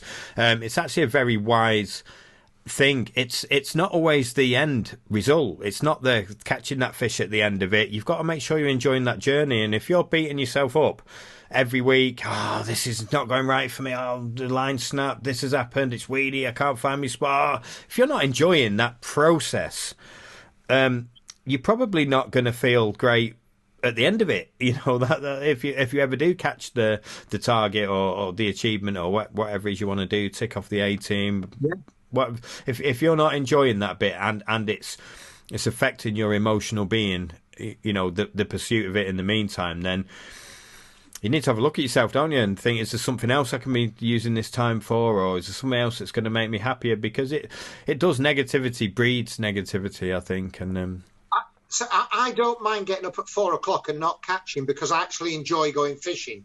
So I've managed to put out of my mind the catching side of things. I actually enjoy going fishing and trying hard. And don't get me wrong, you need to catch now and again for that tick, but I'm happy to go fishing and try my hardest and know I've tried my hardest. So the fact it's taken me 1 night, 10 nights or 40 nights doesn't matter, because I've actually enjoyed what I'm doing. You know, I think a lot of people don't enjoy the process. They just actually enjoy the destination, and you won't be able to do it for life. There's no way Terry only enjoys catching big fish. Terry and Laney clearly enjoy what goes with it. You cannot just enjoy being world champion, because otherwise you'd never get to be world champion, because there's never a guarantee. You have to spend 10 years or whatever Lewis Hamilton took, or 20 years. There's no guarantee. You don't sign up and say you'll be world champion in 17 years. There's no guarantee. No, it's all levels. This has been a bit of the last hour chatting. There's been a bit of a philosophical discussion, but there's been a hell of a lot of wise life lessons in here so far. You know, we're all a bit older. We've all experienced stuff. We're all being retrospective about ourselves, and you know, all you can do is you know, if you're looking to succeed, you'd like to be a Darrell, Terry, a Lewis Hamilton. It doesn't matter. You can only beat the level that you're at. Like, so it's stages. You know, we spoke in that old school group on Facebook, which seems to be pretty decent at the minute. And you know, I got offered a Harefield ticket the same year I got the Boyer coverall ticket. So, which was, you know, Rodney Meadow and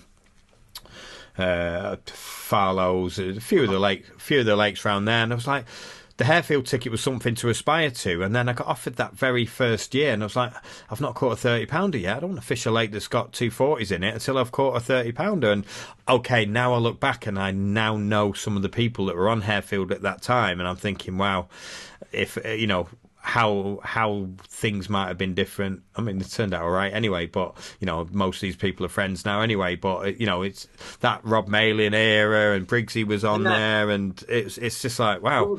Claire Bear, Martin Clark, all those, yeah. It was. It would have been a good era to be on there, but on the other hand, you know, I was choosing my journey, you know, living the life that I wanted to do, and I don't regret any of it. But it's stages. I think those rungs of the ladder are important to not jump them, you know, in everything. And I think that probably that longevity of happiness, you know, not burning out, not putting yourself under pressure too badly, I think. But even the people that do succeed, this, you know, Lewis Hamilton was winning go-kart races before he moved into, you know, sort of faster cars. You know, he literally smashed every level he was at until he got to, you know, it's easy to knock him now. Anyone could win in them cars. They're the best cars. He didn't get to drive that car because he was a chancer. Do you know what I mean? And there's still another guy that drives the same car. He doesn't win. You know? Yeah, you don't get many people who are at a certain level in Formula One drivers that say anybody could win in that car. You'll see very few people. You'll see people who don't know. That's like the same people that say anybody could catch what Terry's caught if they had free bait. And in Formula One, you see many people who don't drive motor cars that say anybody could do it, but you don't see your Martin Brundles.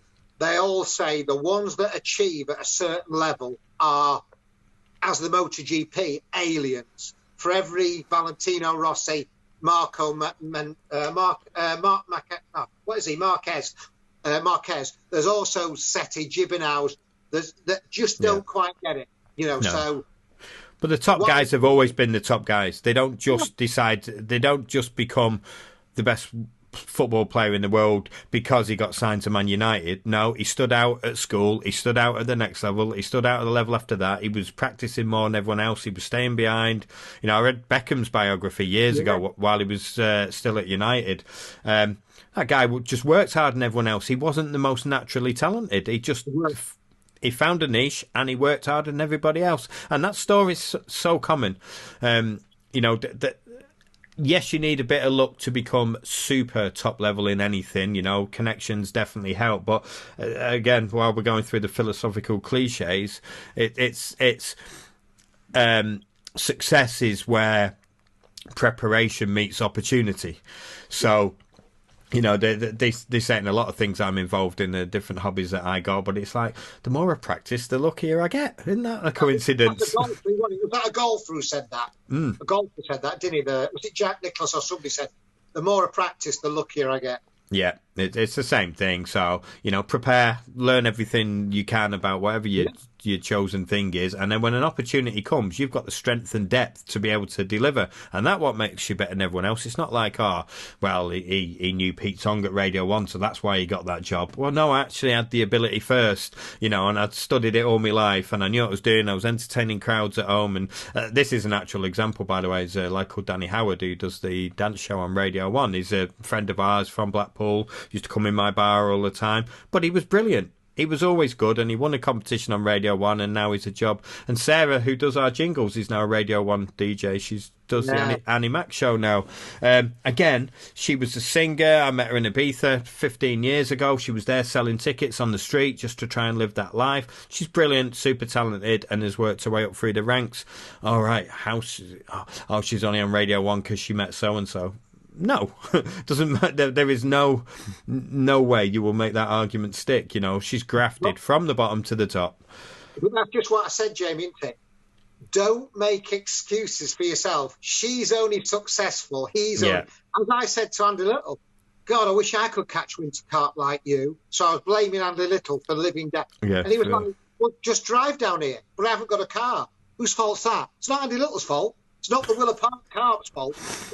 So, you know, it's you as a carp angler, you create your own opportunities. So I always say to kids, you can be as good as you want, but you've got to want it. I can't make you do it. I can't get you out of bed at 4 o'clock. I can't make you sharpen your hooks. I can't make you take 6 casts. I can't make you clip up.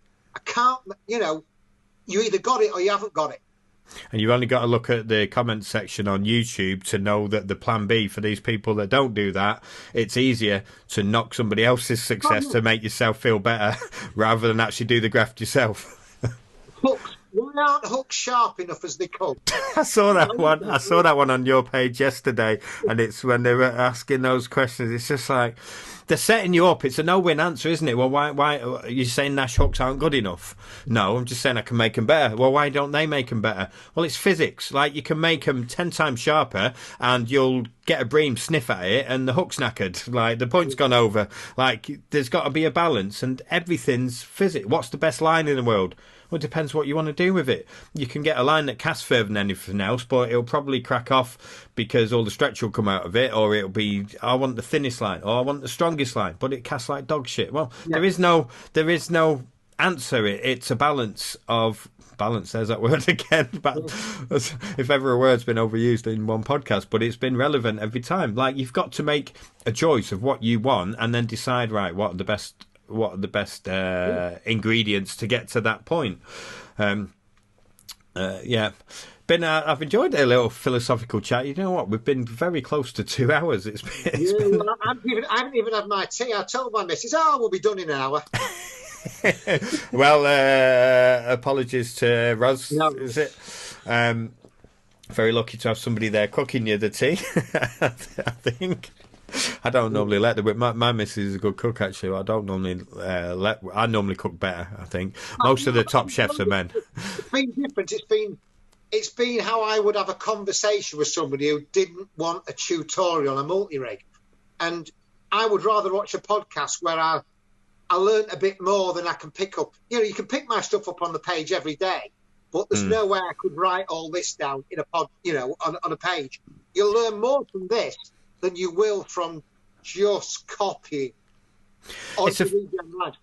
like you said, if we were to wrap everything up in a little parcel and deliver it to somebody, it's a mentality, a frame of mind. So you have to have that frame of mind to be good at everything, but you also have to have the frame of mind where it's not the be all and end all. I need escapes, I need other things to distract me, so that you can maintain it for a long period of time. It's just healthier. The reason why we're all 50s or thereabout, and still enthusiastic enough to talk for 2 hours about the overall picture of it.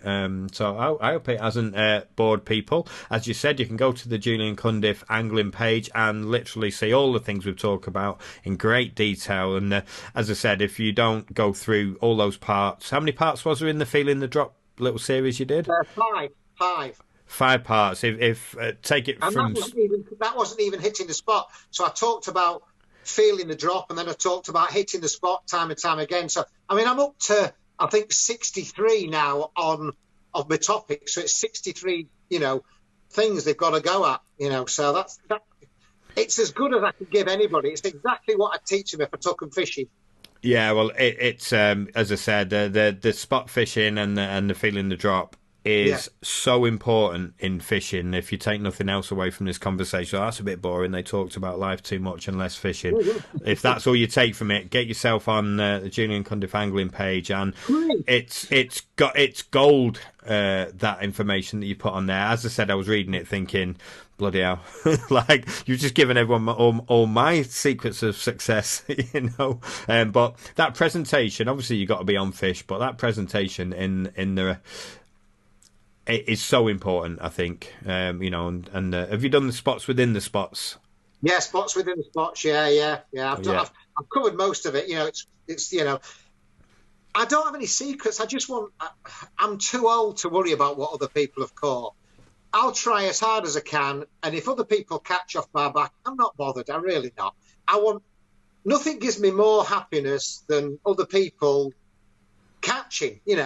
Obviously I don't want them catching where I'm fishing, but I want people to catch loads of carp. I don't care. Yeah, I'm looking at booking Brazen Hose B1 for. I know you don't like the big open lakes, but I'd love you to come down on that one. I'll always come and once it's safe, I'll come and I'll teach people. I'm always happy to do that. I'm not into matches and me versus. I'm always happy to come and spend a day and walk round and show people how to do stuff. Yeah, I'll do that. Absolutely. Lovely. Well, we've announced it here first. I've been looking at this anyway. I've been down to B1, and the fact that you can rent it, they're encouraging private bookings on there the minute. So the old Carp Cast socials are going to be revived as soon as we can actually get out again. I'm with it being outdoors. I think once the weather's a bit warm, we can probably get away with with the Carp Cast social, maybe get Rich to do the barbecues, the old fired up barbecues. I've missed those. But yeah, well, as soon as I said, as soon as the weather's warmed up, we'll see if we can get one of them once the lockdowns are lifted. I think we've got a lockdown till March. And I think technically it first till the 31st of March, technically, yeah. Yeah, so hopefully most people who want a vaccination will have had one by then. And we can start getting somewhere near normal, because we need to get out again. We need to be doing stuff. A Carp Cast social at Cromwell was a good one. Yeah, you come down to. A few people caught fish while we were there. So yeah, for now, check out the Julian Cundiff angling page. Julian, thank you so much for your time. Apologies to Roz for putting your dinner in the dog. Or the rabbit. Yeah, but thank you very much, and we'll speak soon. All right, mate. Cheers, mate. Thank you, Jules. Thanks, Mark.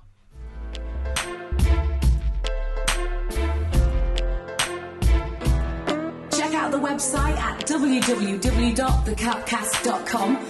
There you'll find extra content, merchandise and lots more to support the show, including our entire back catalogue of free offerings.